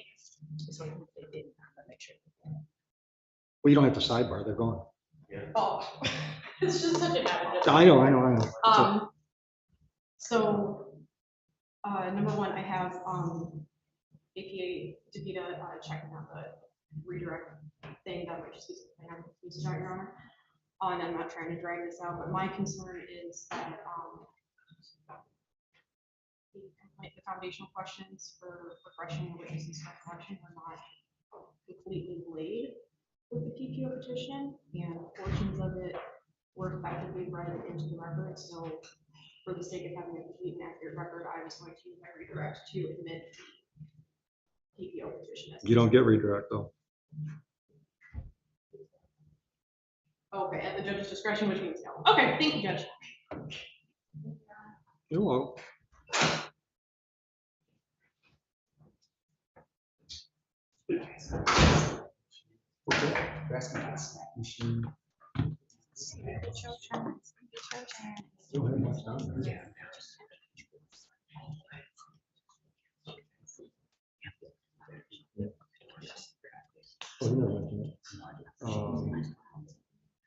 Is he the only one?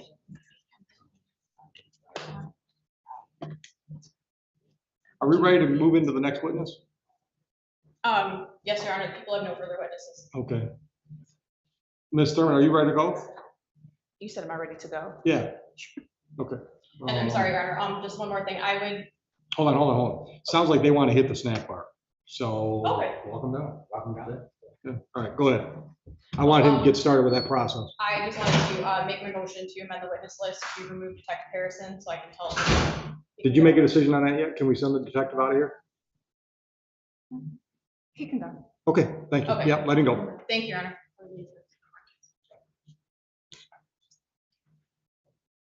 So as soon as we can round them back up after they get their snacks, we'll get started. Okay. Thank you, Judge. You guys can take a break if you want.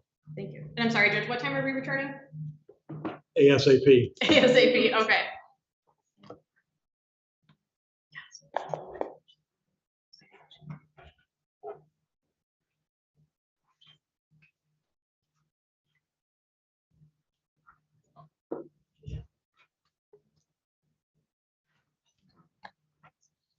And I'm sorry, Judge, can the complaining witness be excused? Sure, Okay. sure.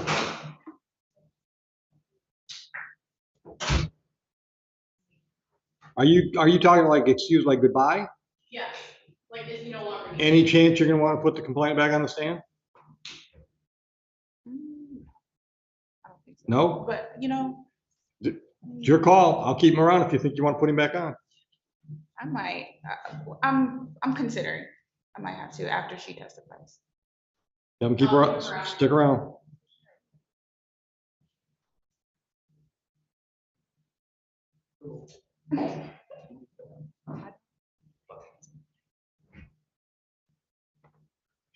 Did you need something? Yeah. I'm gonna work on one thing, so I'm not leaving out, but.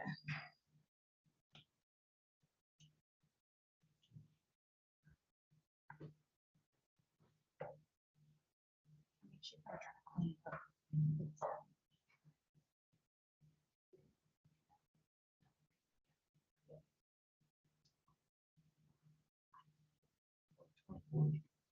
You know, like, she.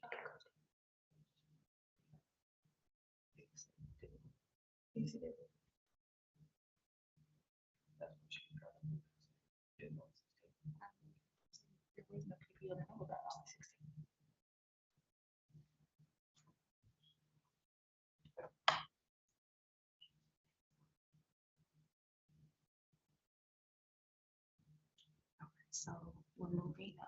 Next thing is you.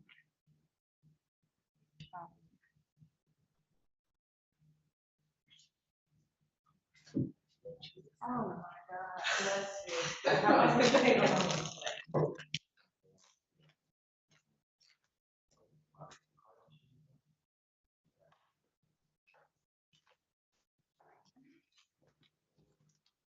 Yeah, yeah.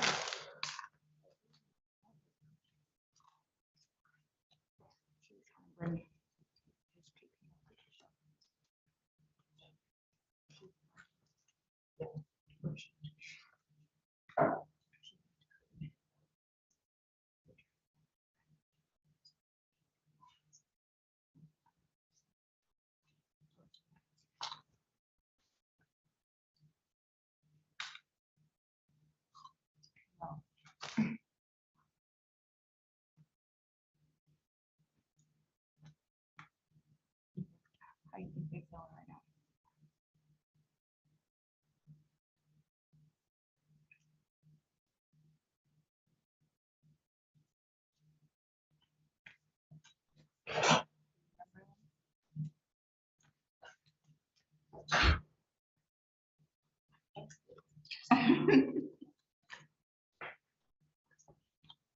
And some more water.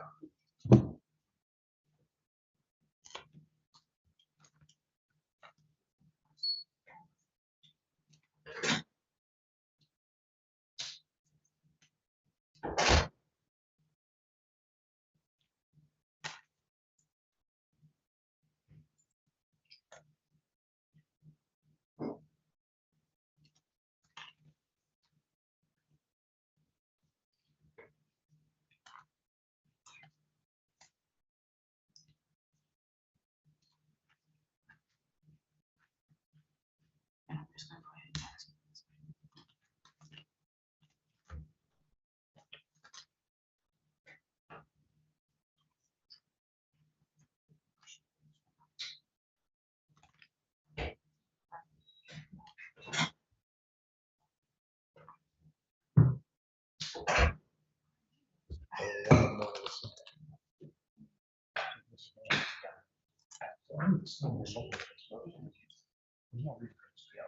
No.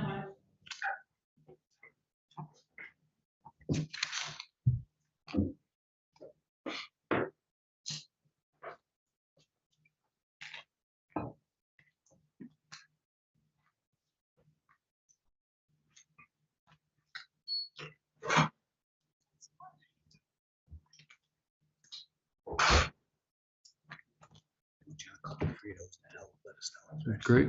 And I don't care if he brings the food with him. I don't care one way or the other.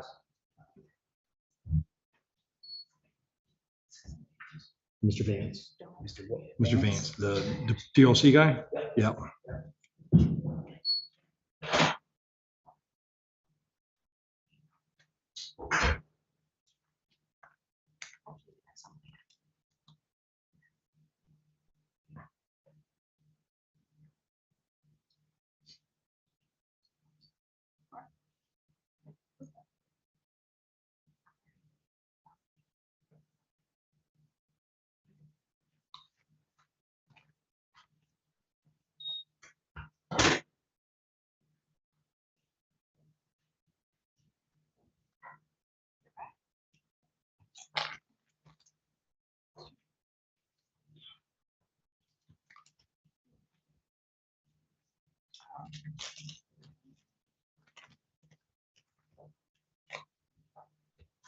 Ms. Davito, you want to go after Ms. Mandarich?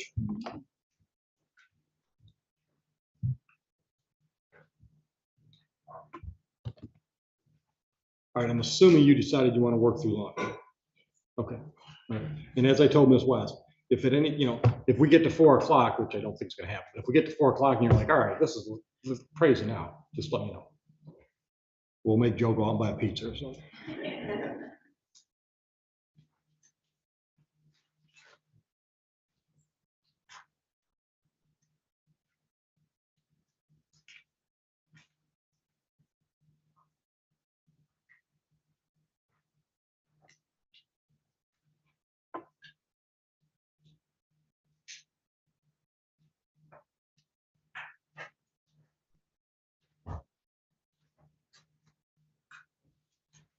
Okay, we're back on the record. And I think opening? Your Honor, at this time, I would like to make a motion for a directed verdict. I'm not sure if you wanted to excuse. Yeah, let's take them back out.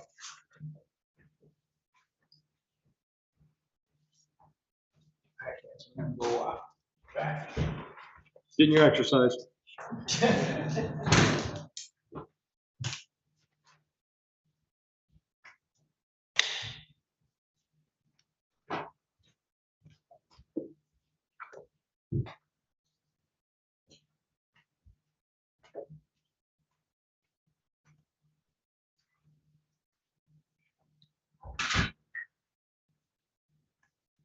Go ahead, counsel.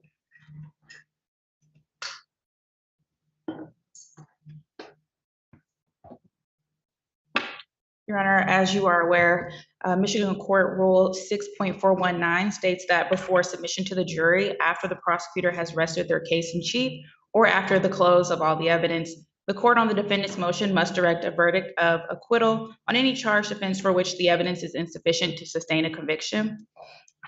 Defense counsel moves for the court to take this case away from the jury and to direct a verdict of not guilty as a matter of law. The jury should not be permitted an opportunity to convict Ms. Boyce because the state has failed to present sufficient evidence from which a rational trier of fact could find beyond a reasonable doubt that defendant is criminally responsible as a party for committing each essential element of the crime alleged in the charge here. And that would be the count one, or just the charge of domestic violence now. The prosecutor has based this entire case on the word of Mr. Smith, who has shown he's not credible. He alluded to the fact that he had no real injuries except for what he calls head pain and throat pain. He then later remembered that he had a bloody nose, but he has no proof of any injury. And it is very clear that Mr. Smith retaliated against my client as a result of her filing her PPO petition after an altercation between the two, about nearly 3 months after the alleged offense date. Mr. Smith is simply trying to protect himself and build a legal shield against himself for my client to not be able to pursue any charges against him. Your Honor, quite frankly, the complainant is not even able to say with certainty that this incident even occurred on August 7th. And based on the facts stated in the supporting arguments, defense is moving at this time for the court to direct a verdict of not guilty as a matter of law. Thank you. Ms. Mandernack. Thank you, Judge. Your Honor, I would ask that the court deny defense's motion for a directed verdict in this case. As the court knows, well, I think it's very clear that there's an issue of fact here. A fact finder could find from complaining witness's testimony that defendant did assault him on 10/7/2022. Additionally, Your Honor, as the court knows, pursuant to MCR 6.419, when ruling on a defendant's motion for a directed verdict of acquittal, the trial judge must consider the evidence presented by the prosecution in the light most favorable to the people. So again, there's an issue of fact here, a rational trier of fact, find defendant guilty. I'd ask the court to deny the motion. I agree. Motion is dismissed. And Thank you, counsel, next jury trial, as soon as the jury goes out for that break, let the judge know. I'm sorry. Because that's not fair to them to jump them around like that. I apologize. No problem. I'll just word the law. Oh, we're ready.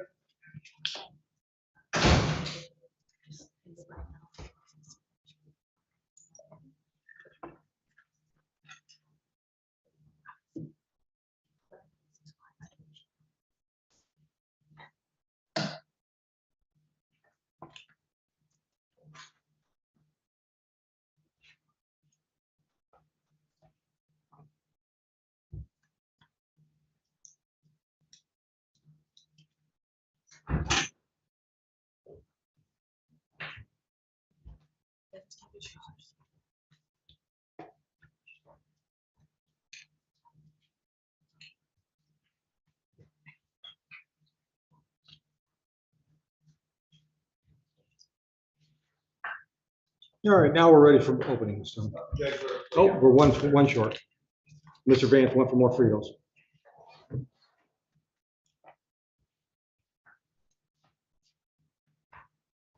Now we're ready.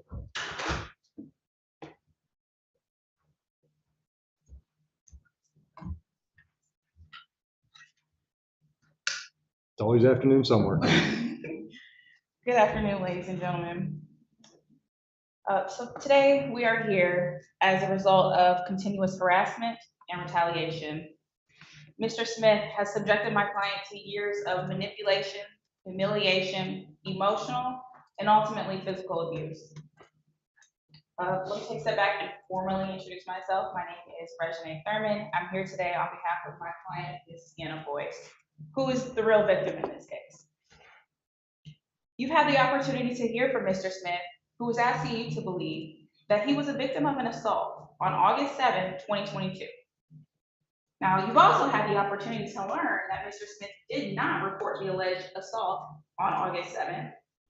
He didn't report the alleged assault on August 8th. He did not report the alleged assault on August 9th. Ladies and gentlemen, Mr. Smith wants you to overlook that he waited 78 days. Mr. Smith waited nearly 3 months to make a report of an alleged assault by my client. And I know that you're thinking, why? What was so significant 78 days later that made Mr. Smith go to the police station? Well, 78 days after August 7th, 2022 brings you to the date of October 24th, 2022. Now that is the date in which Mr. Smith walks into the police station and alleges that my client assaulted him. October 24th is 8 days after my client was involved in an altercation with Mr. Smith. October 24th is coincidentally only 5 days after my client files her petition for PPO against Mr. Smith. So ladies and gentlemen, sometime between October 19th and October 24th, Mr. Smith learned that my client would not forgive him for that altercation, and he immediately started to think of how he could protect himself, completely unlike his actions on August 7th, where you learned that Mr. Smith did not leave the home where his alleged abuser could find him. He continued to reach out to my client, the alleged abuser. He calls her, he texts her, he's leaving her voicemails. Mr. Smith didn't start to protect himself until my client had decided enough is enough.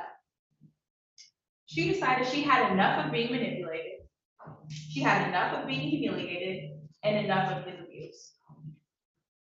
Ladies and gentlemen, you'll now have the opportunity to hear from Ms. Boyce. She is finally being afforded the opportunity to tell her side of the story. Pay attention to the dates, the important information, and the sincerity in her voice.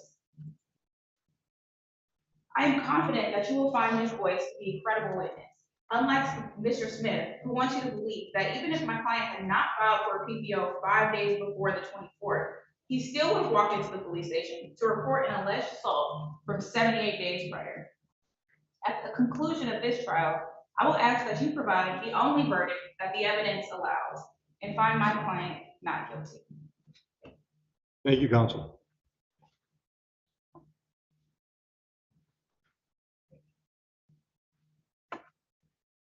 Come on up, Ms. Boyce. Yes, at this time, the defense calls Ms. Sienna Boyce. Watch your step on the ramp. I'm sorry, Judge, can we approach real quick? Sure. Thank you. We'll put you in the chair. We'll swear you in first. Raise your right hand. Swear affirm, tell the truth, the whole truth, nothing but the truth. Have a seat.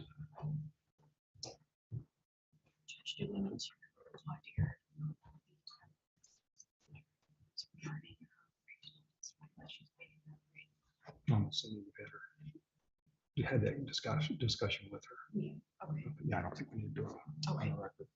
She's represented by counsel. Thank you. Okay, yep. When you're ready, Ms. Thurman. Thank you, Your Honor. Oh, state your full name. Sienna Leora Boyce. Thank you.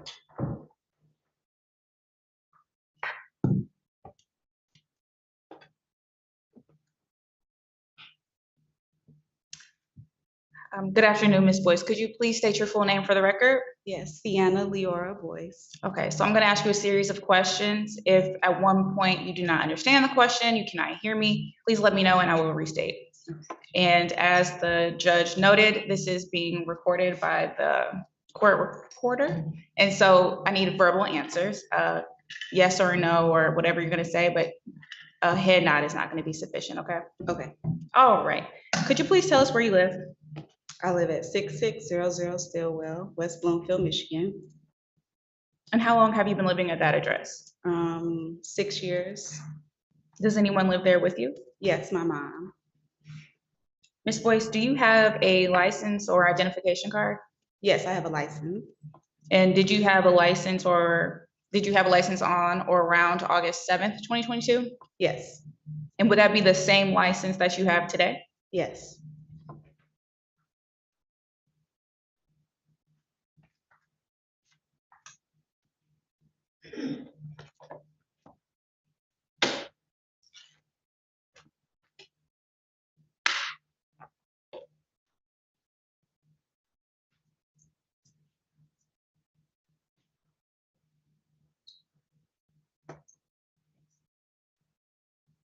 Your Honor, I'm gonna object based on relevance.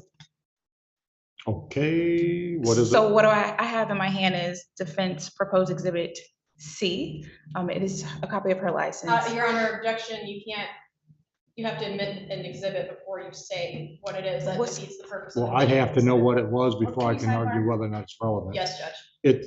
It's relevant. Thank you, If she Judge. wants to prove where the lady lived, that's fine. Okay. May I approach the witness? Sure. Look at this.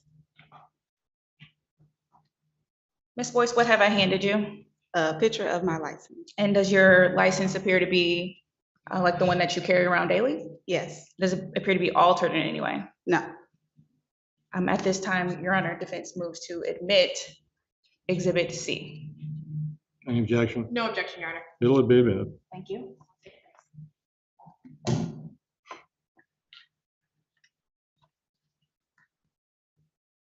Okay, Ms. Boyce, are you currently employed? Yes. Where do you work? Rocket Mortgage. How long have you been there? Almost 6 years. And what is your position? I'm a cash payoff analyst. Did you have to attain a degree for that line of work? I'm not sure. Okay, do you have a degree? Yes, I have 2 degrees. And those are in what?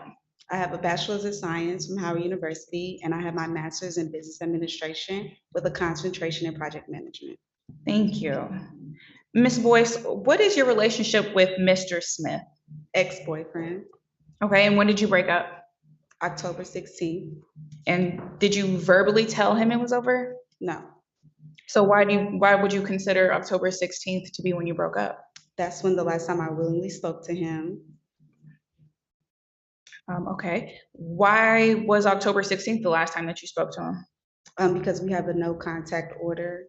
I'm sorry, I willingly spoke to him the last day because that's the day that he assaulted me. Objection, Your Honor. I would ask to strike the statement that there's a no contact order from the record because there has been no indication that there's a no contact order. I'm not sure if defense counsel is confusing a PPO with a no contact order. Any Right. thoughts? I didn't ask the witness if there was a no contact order. I just simply stated, so if that's her belief, then that's her belief. I didn't prompt her to respond with a no contact order. I'm sorry, Your Honor, I apologize to defense counsel. I believe the complaining witness has confused a no contact order with the PPO. So I would move to strike that statement that there's no contact order. Response? I guess I could just lay some foundation.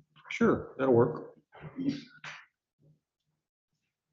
Okay, I think we need to back up a little bit. So, Ms. Boyce, you said that October 16th was the last time that you willingly spoke Yes. to Mr. Smith, correct? Yes. Okay, and does that mean that there was at some point in time where you spoke with him unwillingly? Yes, I unwillingly spoke with him on December 13th. Okay, and could you explain how that occurred? Yes, Lavelle called my phone and I didn't recognize the number, but I answered the phone. And the person began to say, "You know who this is," and started apologizing. Okay, and did you do anything after he called your phone on the December 13th? I immediately went to the police Why did you do that? because it was a violation of the PPO that I had against him. Okay, so you have a PPO against Mr. Smith? Yes, And when did you file for your PPO?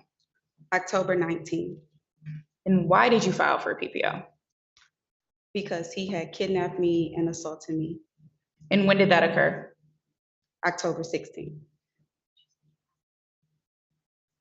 Okay, so let's talk a little bit about October 16th. Okay. How did the incident begin? Lavelle was pestering me and calling me several times to meet up with him. Okay, was there any reason that you two were going to meet up? I guess to have a break up. Okay. And so what happened? Did you eventually go to meet with Mr. Smith? Yes, Where did you plan to meet him? in Southfield, Okay. And were you going to the park or to a restaurant? Bar 7 in Southfield. Okay. And did you arrive at Bar 7? Yes, And what happened when you arrived? we didn't go in. He approached my car and saw that I was talking to a friend and got angry, so I left. Okay. And what happened when you left? Lavelle started to follow me. Was he on foot? In his car. Okay, and so you're still in your car? Yes, I'm in my car. All right, and so now Lavelle is following you in his car? Yes. Okay, and what happens? He is chasing me down the road and calling my phone. Okay, and is he speaking nicely to you when he's calling your phone? No, he leaves me a voicemail. What does he say? He says, "Stop your car before I hit you."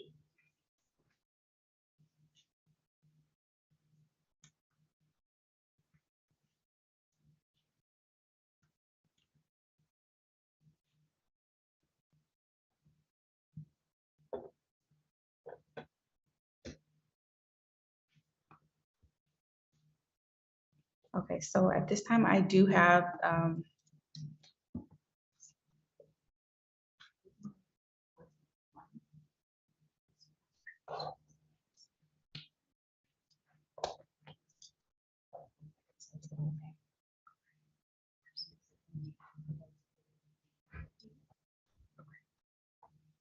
oh, I'm sorry.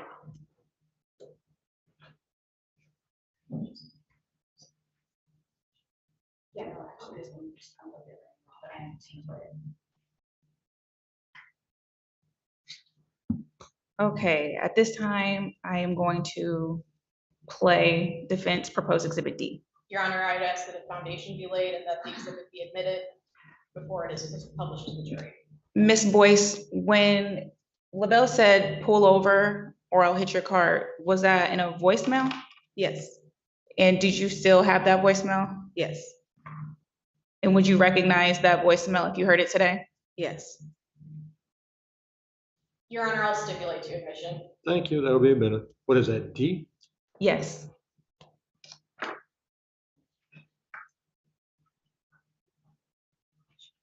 Okay, Your Honor, permission to publish defense exhibit D to the jury? Publish. I'm sorry, did you say publish or publish? Publish, go ahead. Okay. Stop your car before I hit it. Okay, and that is the voicemail that you're referring to? Yes. Okay, so you received this voicemail and then what happens? I pull over. Okay, and then what? Lavelle approaches my car, opens the door, snatches my cell phone, gets in his car, and he drives away. Okay, so Mr. Smith has your phone in his vehicle? Yes. So then what do you do? I start to drive home. I guess I don't have a phone anymore. Okay, and then what? I start to drive home. He again starts to try to veer me off the road. All right, and what do you do? I pull over.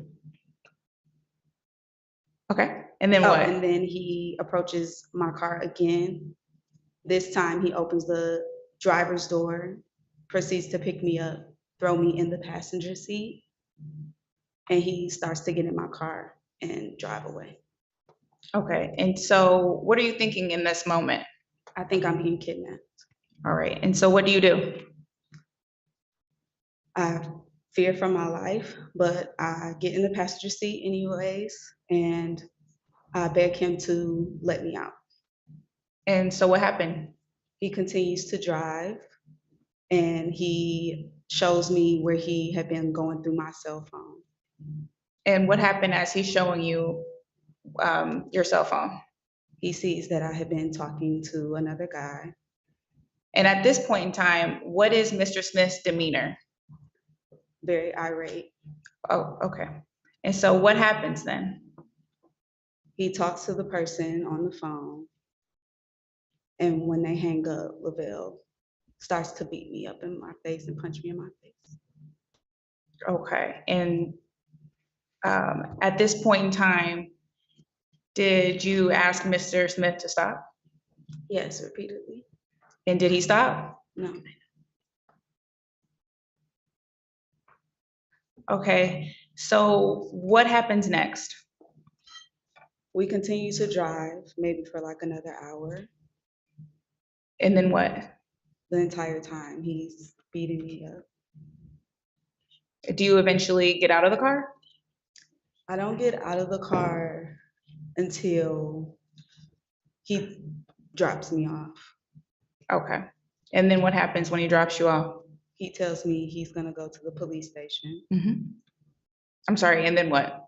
I call my mom to ask her to meet me at the police station. Does she meet you at the police station? Yes, Okay, and so what happens when you get to the police station? I see Lavelle in the fetal position, talking to the police. Okay, and so when you observed that, what were you thinking?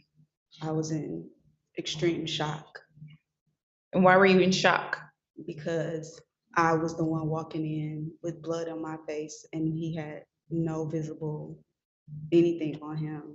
And I didn't understand why the police at that moment was questioning him and not me. Okay, so do you eventually make a statement to the police? Yes, I make a statement.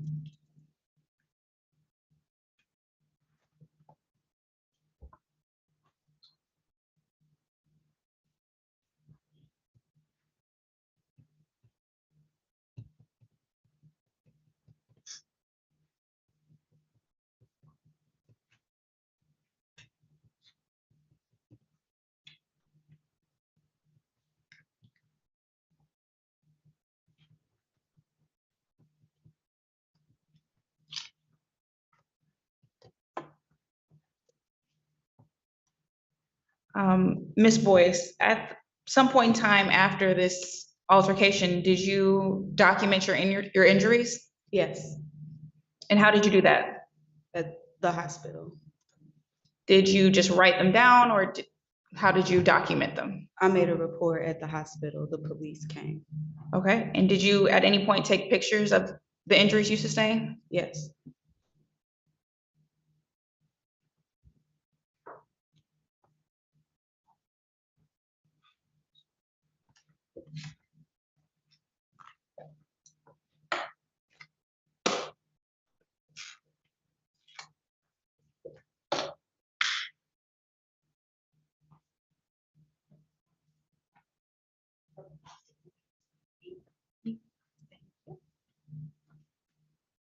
May I approach the witness? Sure.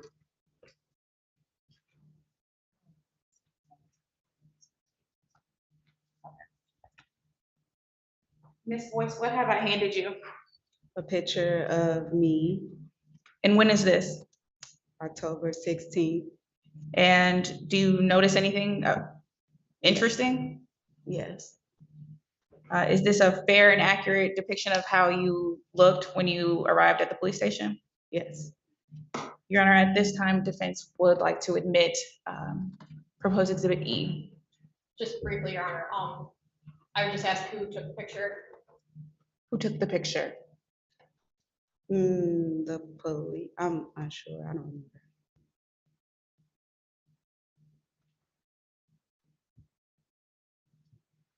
I have no objection to it being admitted. Okay, we'll admit it. Okay. Defense, E, right? E like Edward? E is, yes, E is an Edward. And Your Honor, permission to publish? Sure. And can I publish? Actually, I don't think I'm in anymore. I'll just publish this one.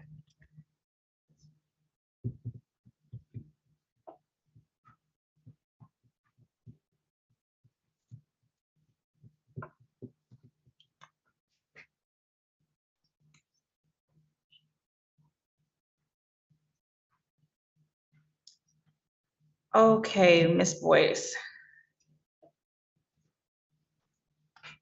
So at some point, were you admitted into the hospital? Yes, And what hospital was that? Henry Ford, West Bloomfield, And when were you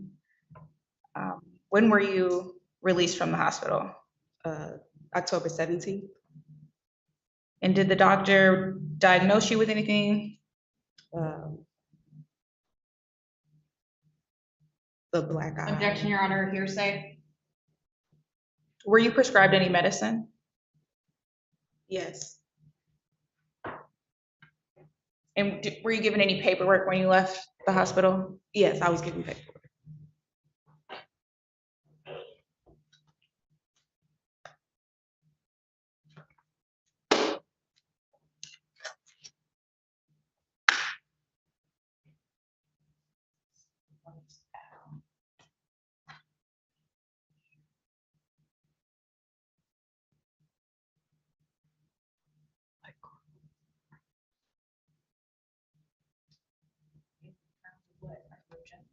What courtroom are you using to admit it?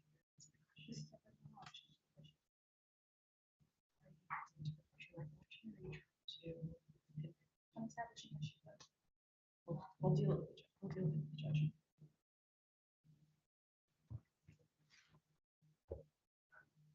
Okay, did you wanna? So I have proposed exhibit F. Yep.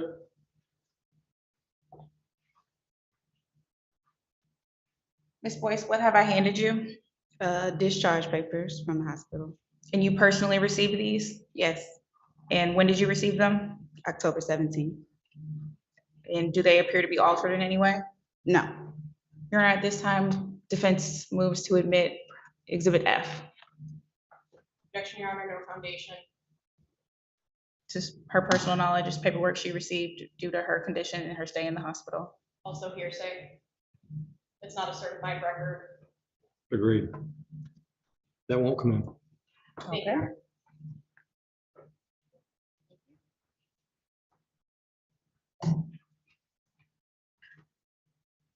Ms. Boyce, what did you do when you were released from the hospital on the 17th? well, I was told to rest. Objection, Your Honor, hearsay. Okay, so without telling me what someone told you, what did you do on the 17th when you were released? I rested at home. Okay, and then what? And then I filed a PPO, And when was that? October 19th.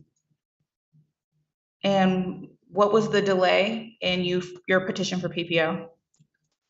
My injuries and the state that I was in, I wanted to take some time to rest. And Ms. Boyce, why didn't you press charges regarding this October 16th incident? I did try to press charges. Objection, Your Honor, I would ask the question be rephrased. Perhaps we should approach. Sure.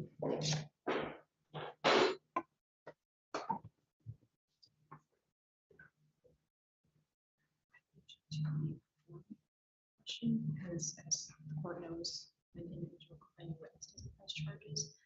It's Mhm. Mhm. Yeah. Yeah. So I would just ask the question be Sure. rephrased, perhaps to wish you cooperate.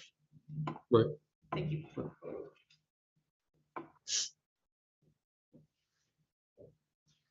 Ms. Boyce, you stated that you did make a police report regarding the October 16th incident. Is that correct? Yes, And was there a question on there asking if you wanted to cooperate with, I don't even know how to read this. Strike that. Would you have been cooperative with charges being sought against Mr. Smith? yes, And to your knowledge, did you try to initiate charges against Mr. Smith? yes. And what happened? I was told by the prosecutor that Objection, Your Honor, hearsay. What did you learn regarding your case, regarding the October 16th incident, and in relation to pressing charges? the case would be deemed as he said, she said to a jury. Thank you. Ms. Boyce, when did you learn that you were being criminally charged in this matter here? May 31st? And did you know what you were being charged with? No, How did you come to learn that information? I looked it up. Okay. And did you have any inclination of what it might be referring to? No, At some point in time, did you learn the nature of the exact charge? yes, And what did you think when you learned that? I was devastated Why? because I was trying. Objection, Your Honor, relevance. Well, I mean, I think it just goes to the credibility of the witness, everything that she's saying and how she felt when she learned of these charges. I just think it goes I'll allow to. it. Go ahead. So how did you feel when you, why were you devastated? I'm sorry. I couldn't believe that I was being charged. And Ms. Boyce, were you at the location of?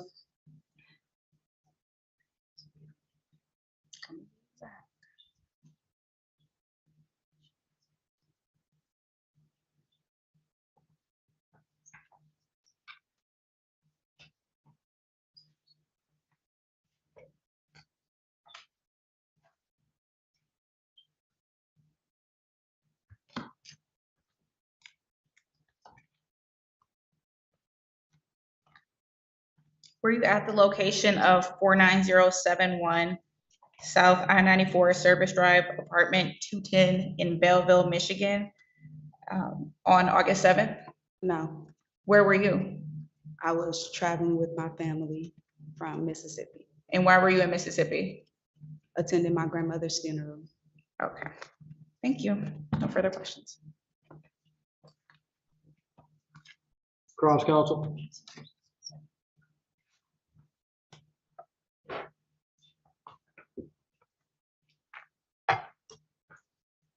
I'm sorry, Your Honor, maybe approach Sure. briefly.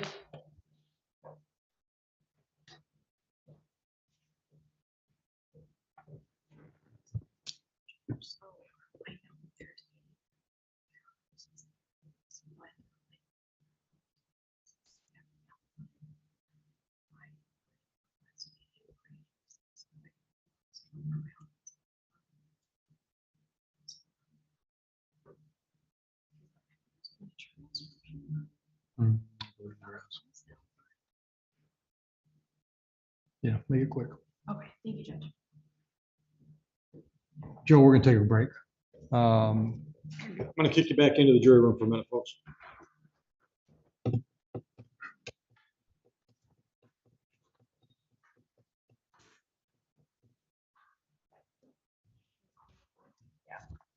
Boys, you can stay there. You can stretch your legs. Whatever. Okay.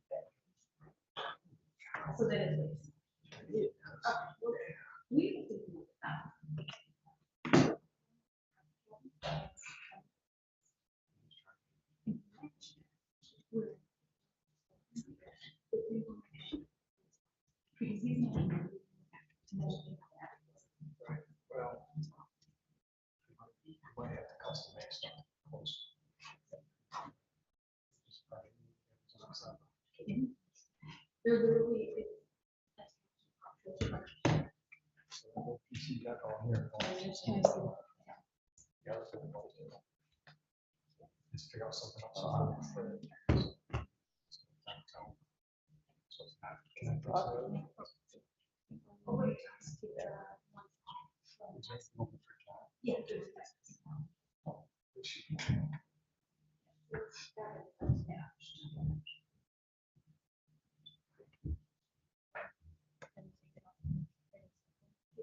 Yeah.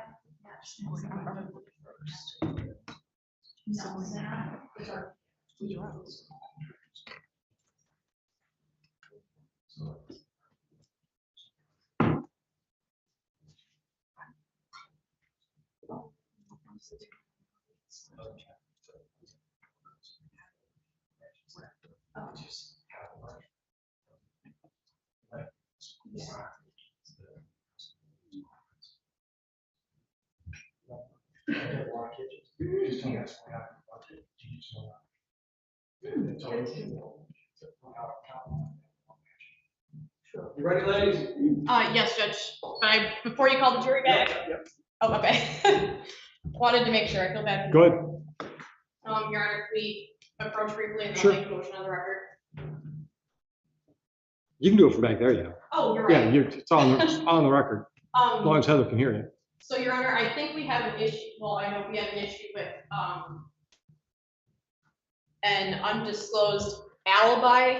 I'm guessing that defense counsel is planning on introducing alibi evidence if the argument is that defendant was out of state at the time I of would the assume you incident. are. And I just, the testimony is in, and I said no further questions, so it wouldn't have gone beyond what we just. So you're not gonna put relatives on that says they were in Mississippi with or No. whatever? Okay. Your Honor, pursuant to MC. And this is, I'm sorry, hold on, could you just, yeah, come in the courtroom, please? No, you're fine, sorry, I have the statute, but I'm trying to find it. So Your Honor, at this time, I would move for a mistrial pursuant to MCL 768.20, Hold on, slower, 768. 768, actually, let me double check that, sorry. What is it? I'm trying to, this PDF is not cooperative. Oh, there we go. I'm sorry, Your Honor. MCL 768.20.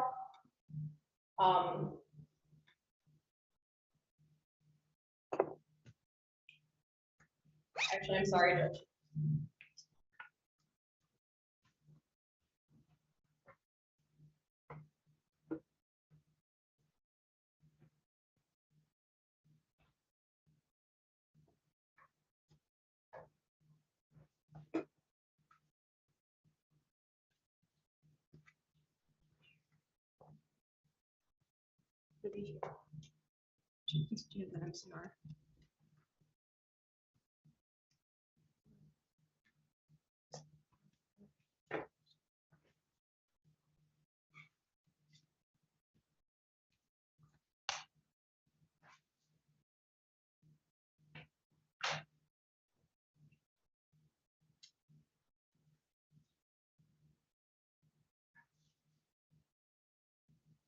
There we go. Oh, never mind.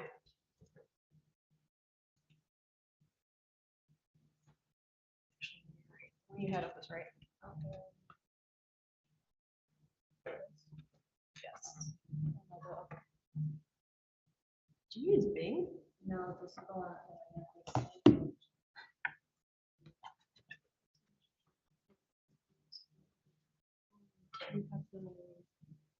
Are you looking for other authority besides 768.20?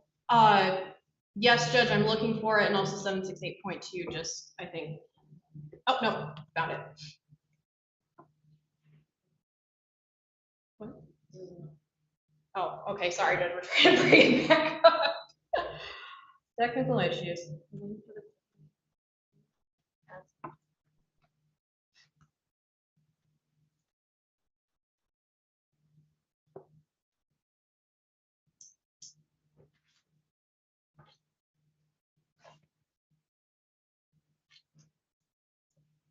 Yes, Judge, so at this time, pursuant to MCL 768.20, I would move for a mistrial because defense counsel has failed to comply with Michigan court rules or with Michigan state law regarding the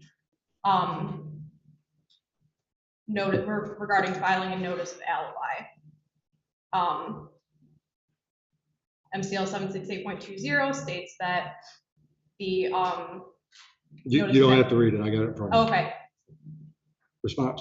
Your Honor, defense is under the impression that MCL 768.20 is only applicable to felony cases. This is misdemeanor DV, where defense is not required to submit any notice of an alibi defense.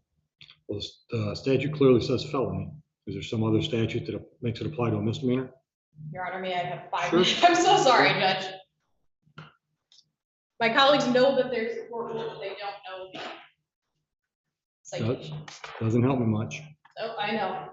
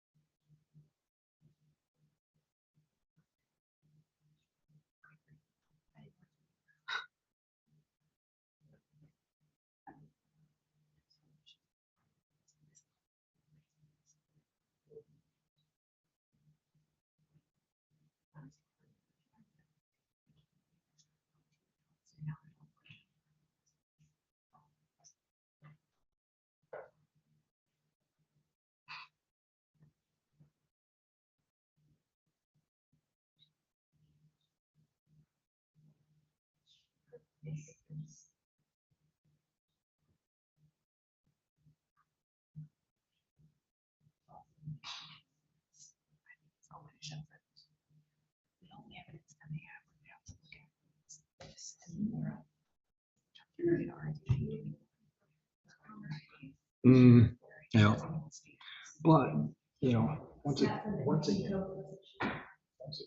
If the guys actually make the custom moldings, so they're exactly the same, that's big one. Okay. Custom moldings, yes, it doesn't match exactly, it satisfies you guys. That's- Yeah, it's, That's way out of our budget for the talk options. yeah.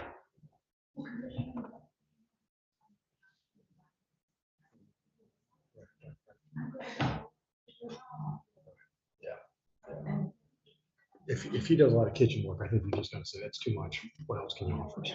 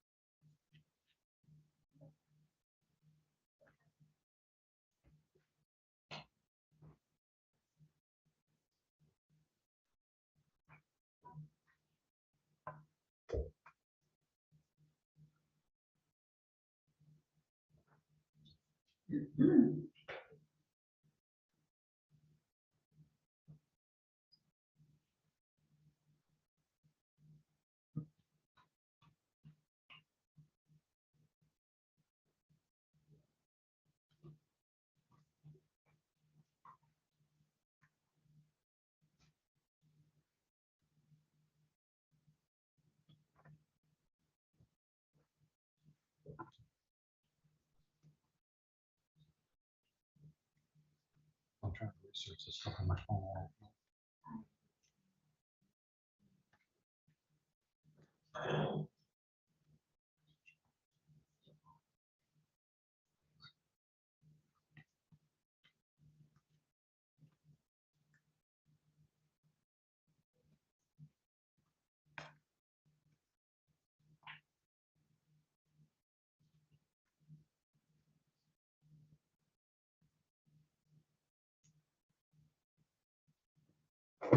Can you call her office? Yeah. Or call the guy and tell him to get her in.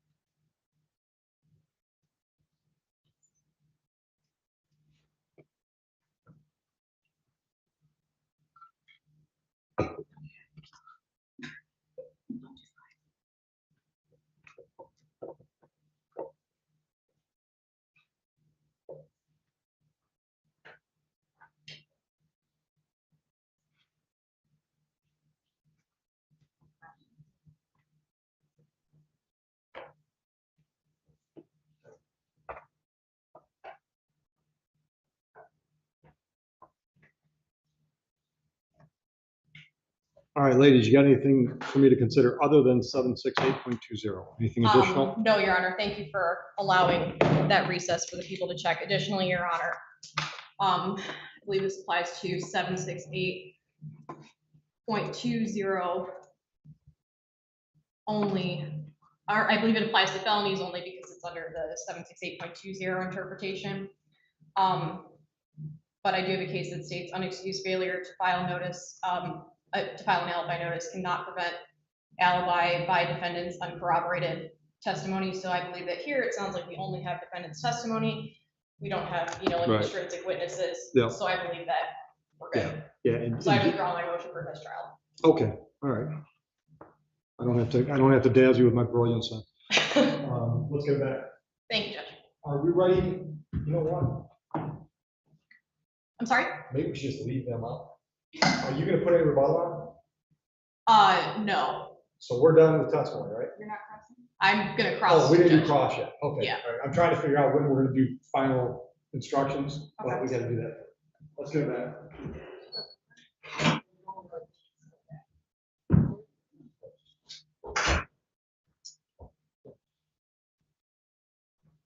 Oh, you can come up back on the stand, Ms. Boyce. So when we're done with Ms. Boyce, then I'm gonna send them back in the deliberation room. The three of us are gonna put together final jury instructions and then Heather will update the tablets. Thank you, Judge. And then you're gonna remind me when we're done with that, I'm gonna give you a chance to do closings, because I always forget closings after we Okay. do. Maybe we can seek a bathroom break somewhere in there. Right.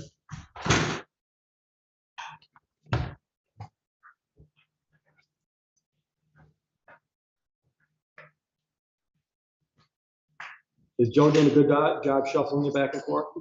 Very good.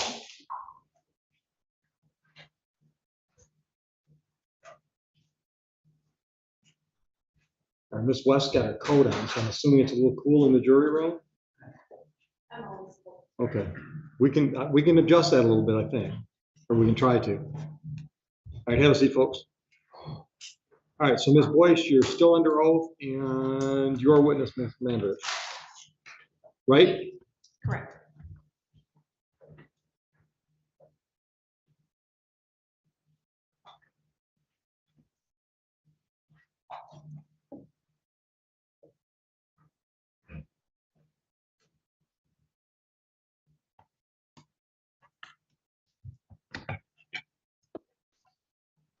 Good afternoon, Ms. Boyce. Hello.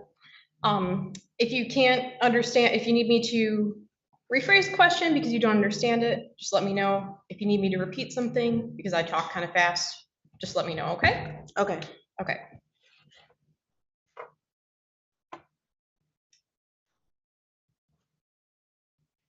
You testified earlier that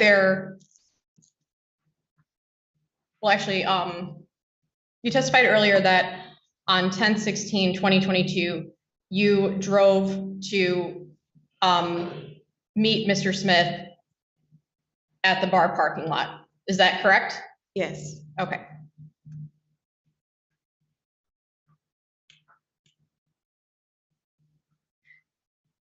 You testified that he called you several times before that, correct? Yes, Okay, and you still went there, correct? yes. Okay.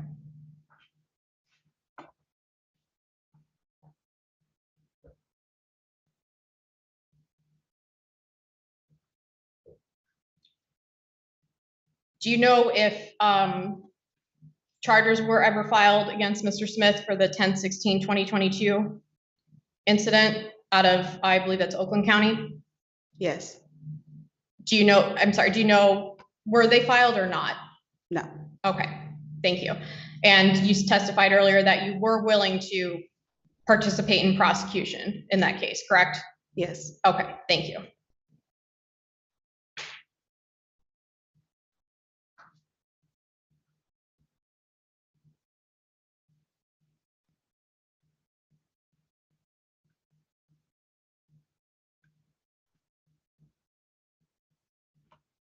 Was this the first, or had Mr. Smith cheated on you before the incident on August 7th?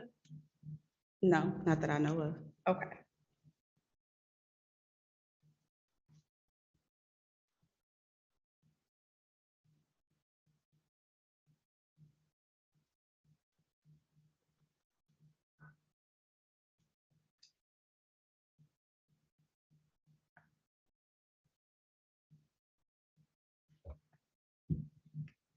Your Honor, I have no further questions. Redirect? No, Your Honor. Okay, you can step down. Thank you. Watch your step.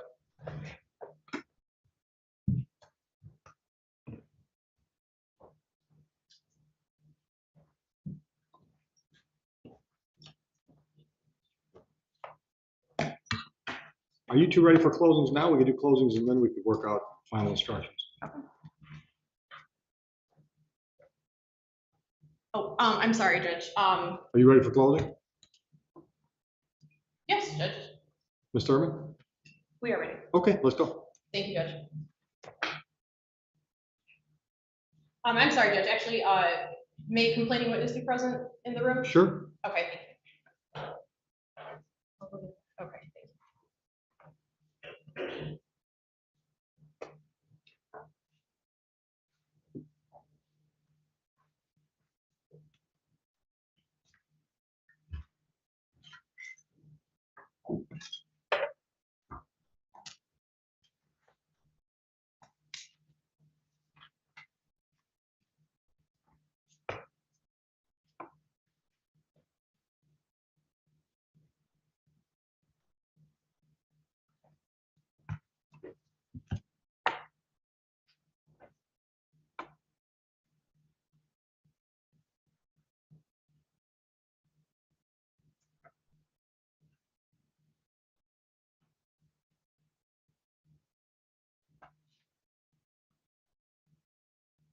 Okay, Counsel. Thank you, Judge.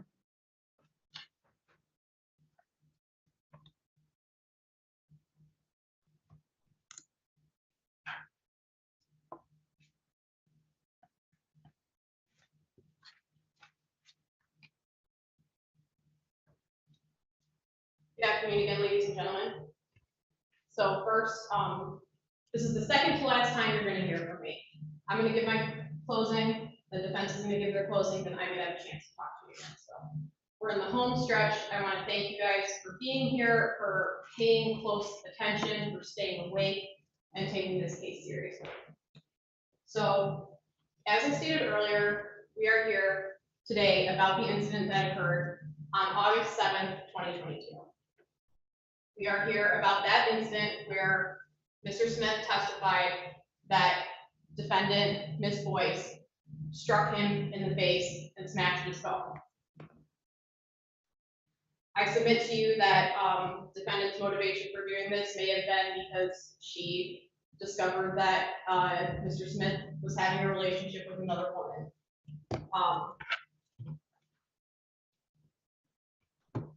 You heard Mr. Smith's testimony.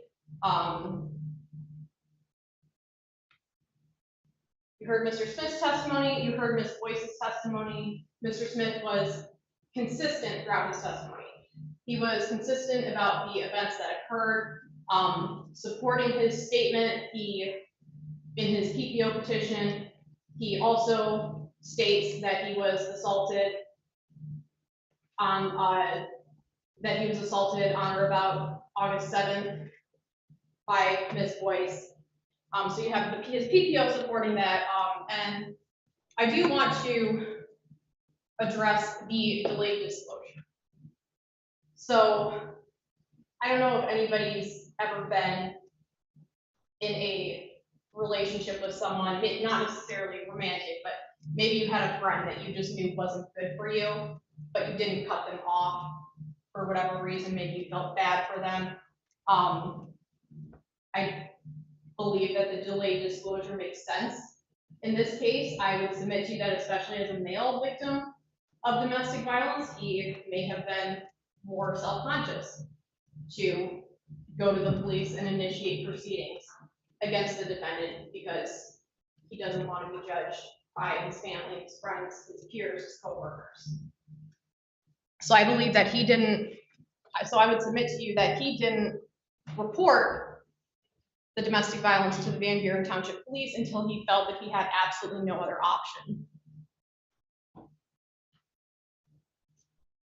In order to prove the charge of domestic violence, I have to prove that the parties were, I have to prove that they were in a dating relationship at some point. It doesn't have to be on August 7th, 2022. If they were in a dating relationship at any point, that satisfies that element of the charge. Also, I have to prove that Ms. Boyce assaulted Mr. Smith. So the judge is going to tell you that an assault or battery is a forceful, violent, or offensive touching of a person or something closely connected with her, or with him or her.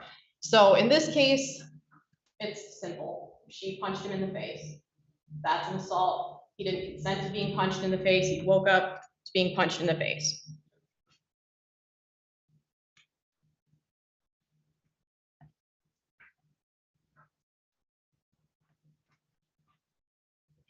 And I want to go back and touch on, defendant testified that she was in Mississippi on August 7th, 2022. For a family event. We did not hear from any family members about her being in Mississippi. We have absolutely no evidence corroborating that. So I would submit to you that she was in Michigan at the location of the offense at this time.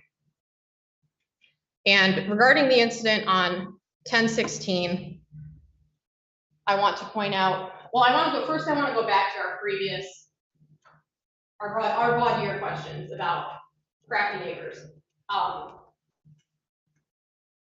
The fact that Mr. Smith may have cheated on Ms. Boyce doesn't justify her assaulting him on August 7th regarding the 10/16 incident.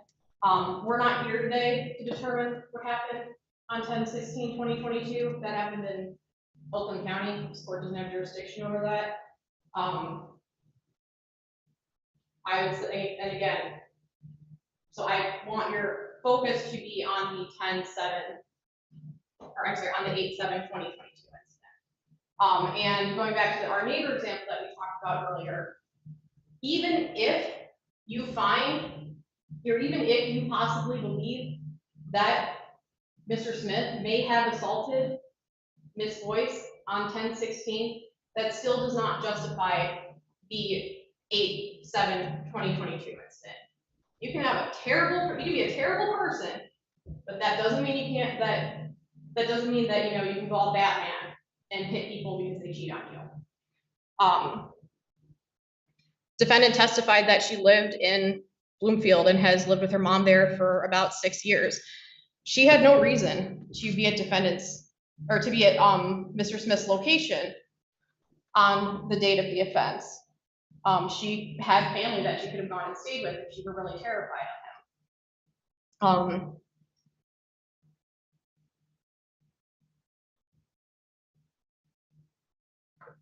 Additionally, on 10/16, Ms. Boyce testified that she went to the location where Mr. Smith was to meet with her. I submit to you, if she were scared of him, why would she go to that location? There was no testimony that she was being threatened if she didn't go to that location. I believe that the 10/16 incident is being used as a red herring to try to distract you from what happened on 8/7, which is what we're here for today.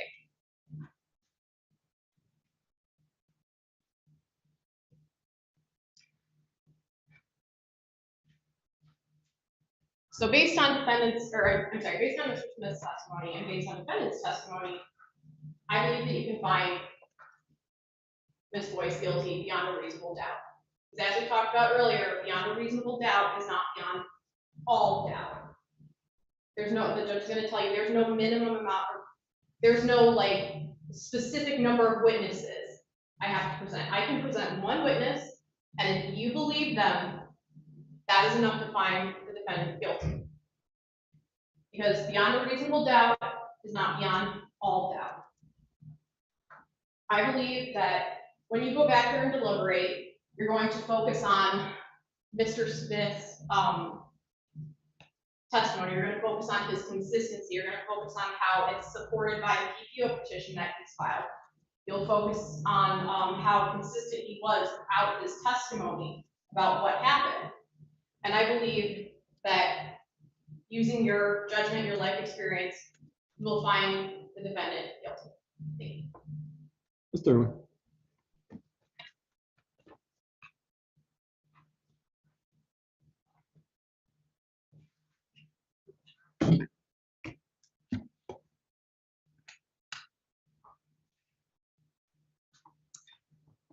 Good afternoon again.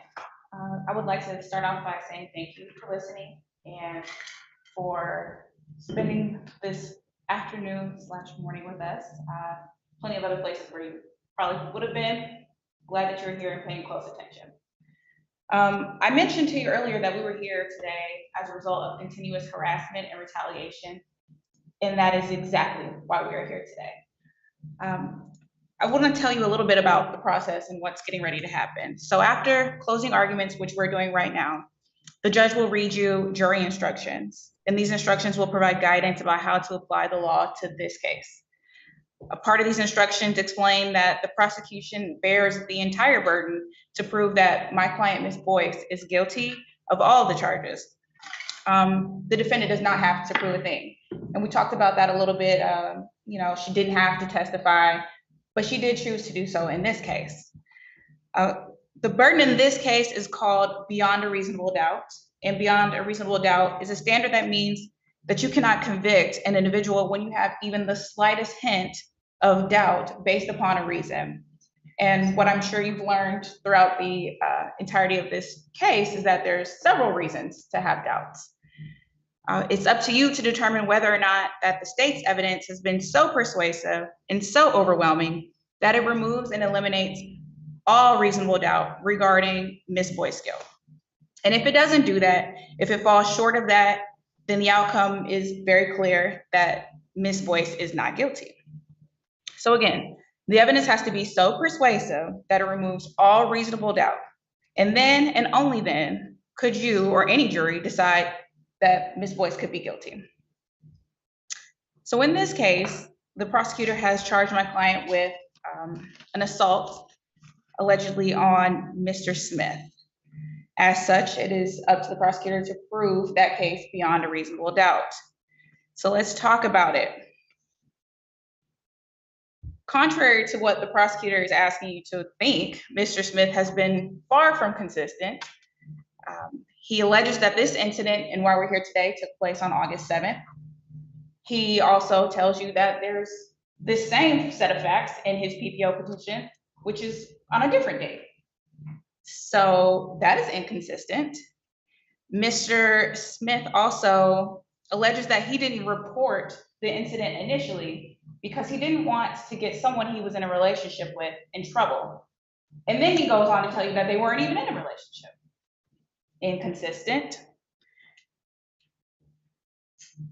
Mr. Smith he made a written statement to the police when he walked in 78 days later of the alleged assault.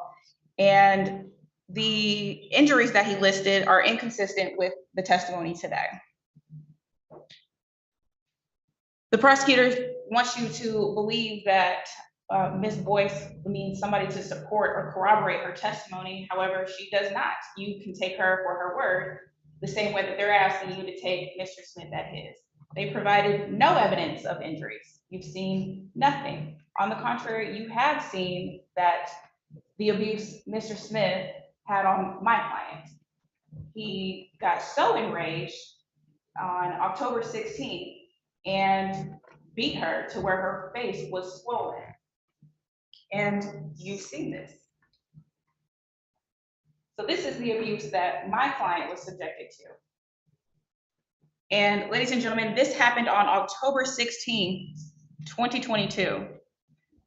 5 days later, 8 days later, Mr. Smith walks into the police station to make a report of an assault that allegedly happened 78 days prior. Please ask yourself how reasonable that is. Mr. Smith was trying to protect himself. At the altercation on October 16th, my client says to him, "I am done. This is my final straw.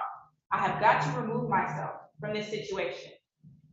And he must have heard it in her voice, because it was then and only then that he decided he needed to go and make reports of alleged incidents that were taking place to prevent her from getting the justice that she should have gotten. Now you heard, she said she would be compliant with the prosecuting of Mr. Smith. And she was turned down because the jury would have deemed it he said, she said. Well, ladies and gentlemen, how are we here today? How is it fair that we're here today determining the guilt of my client and she's the true victim?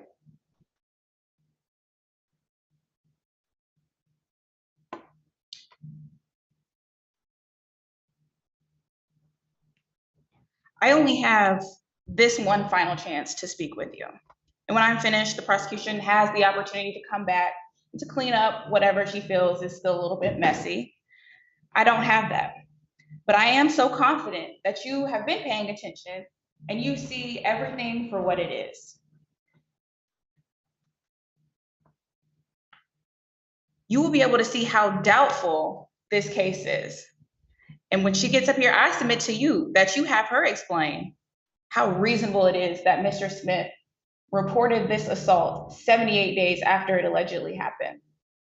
Have her clean up the coincidence that it is that it happened 8 days after he assaulted my client. Have her clean up how reasonable it is that he didn't go to the police station to report this until 5 days after she files a petition for PPO. This is a case of retaliation. This is him trying to cover the assault that he committed against her. And I urge you, and I am asking you to not be manipulated. Do not fall for this. Do what the evidence instructs. And the evidence here instructs that you come back and find my client not guilty. Thank you. And Ms. Mandernack. Yes, Judge.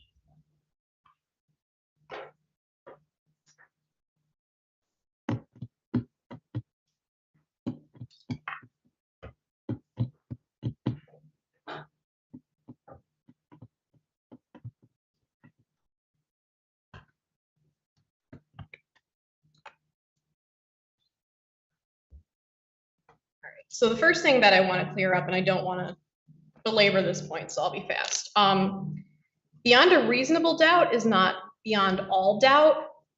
The judge is going to read you the jury instructions, and the judge is going to tell you exactly what reasonable doubt is. And reasonable doubt is a doubt that is fair, honest doubt growing out of the evidence or lack of evidence. It is not merely an imaginary or possible doubt, but a doubt based on reason and common sense.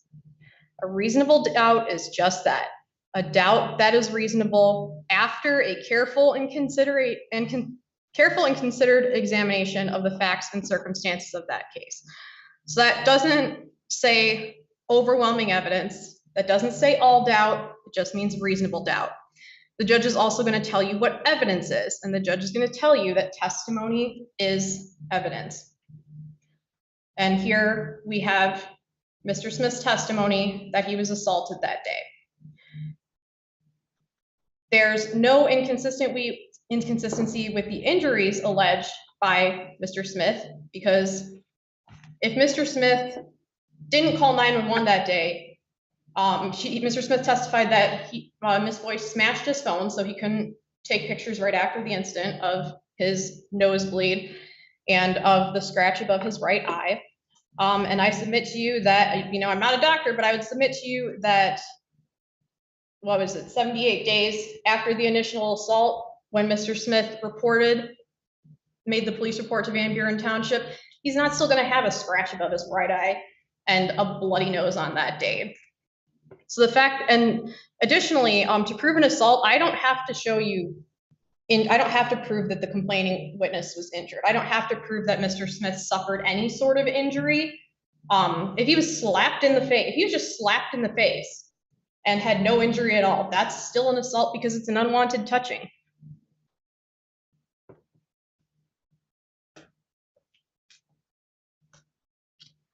Additionally, regarding the 10/16 incident, specifically regarding the picture, Mr. Smith testified that he had, I believe it was, bite marks on himself from the assault, and he specifically testified that he was defending himself on that day.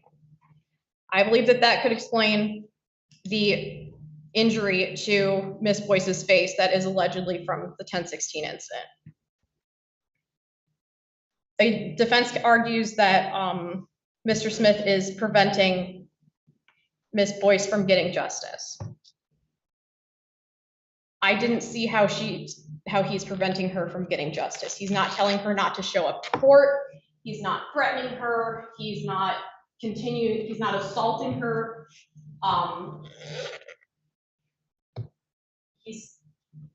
There's just no evidence of that. And the Oakland County Prosecutor's Office, you know, I don't work for Oakland County, I work for Wayne. The Oakland County Prosecutor's Office reviewed the warrant request and they determined not to go forward with the case. So I think you should take that into consideration when you're deciding on credibility, on what exactly happened. And you don't have to decide what happened on 10/16 in this case. Again, this is about 8/7. When you go back there, I think you'll focus on what's been presented. You'll focus on what's not been presented. And I believe that you'll believe Mr. Smith, you'll believe the corroboration, and I believe that you'll find defendant guilty beyond a reasonable doubt. Thank you. Thank you, ladies. All right, so folks, procedurally, here's what's next. The attorneys and I are going to talk about the jury instructions based on the way the evidence came in, so forth, so on. We might tweak a few of the instructions. So we'll come to that agreement on what the final instruction package is going to look like. Then Heather's going to go back and update it electronically, so all your tablets catch those changes.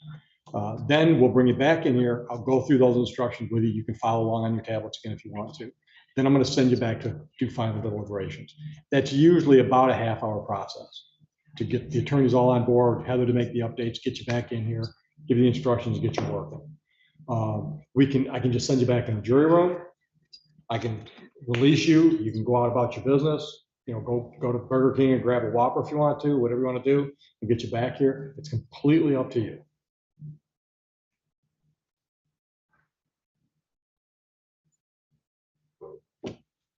Go ahead. Somebody's got to say something. So you give us that half hour to get something to eat.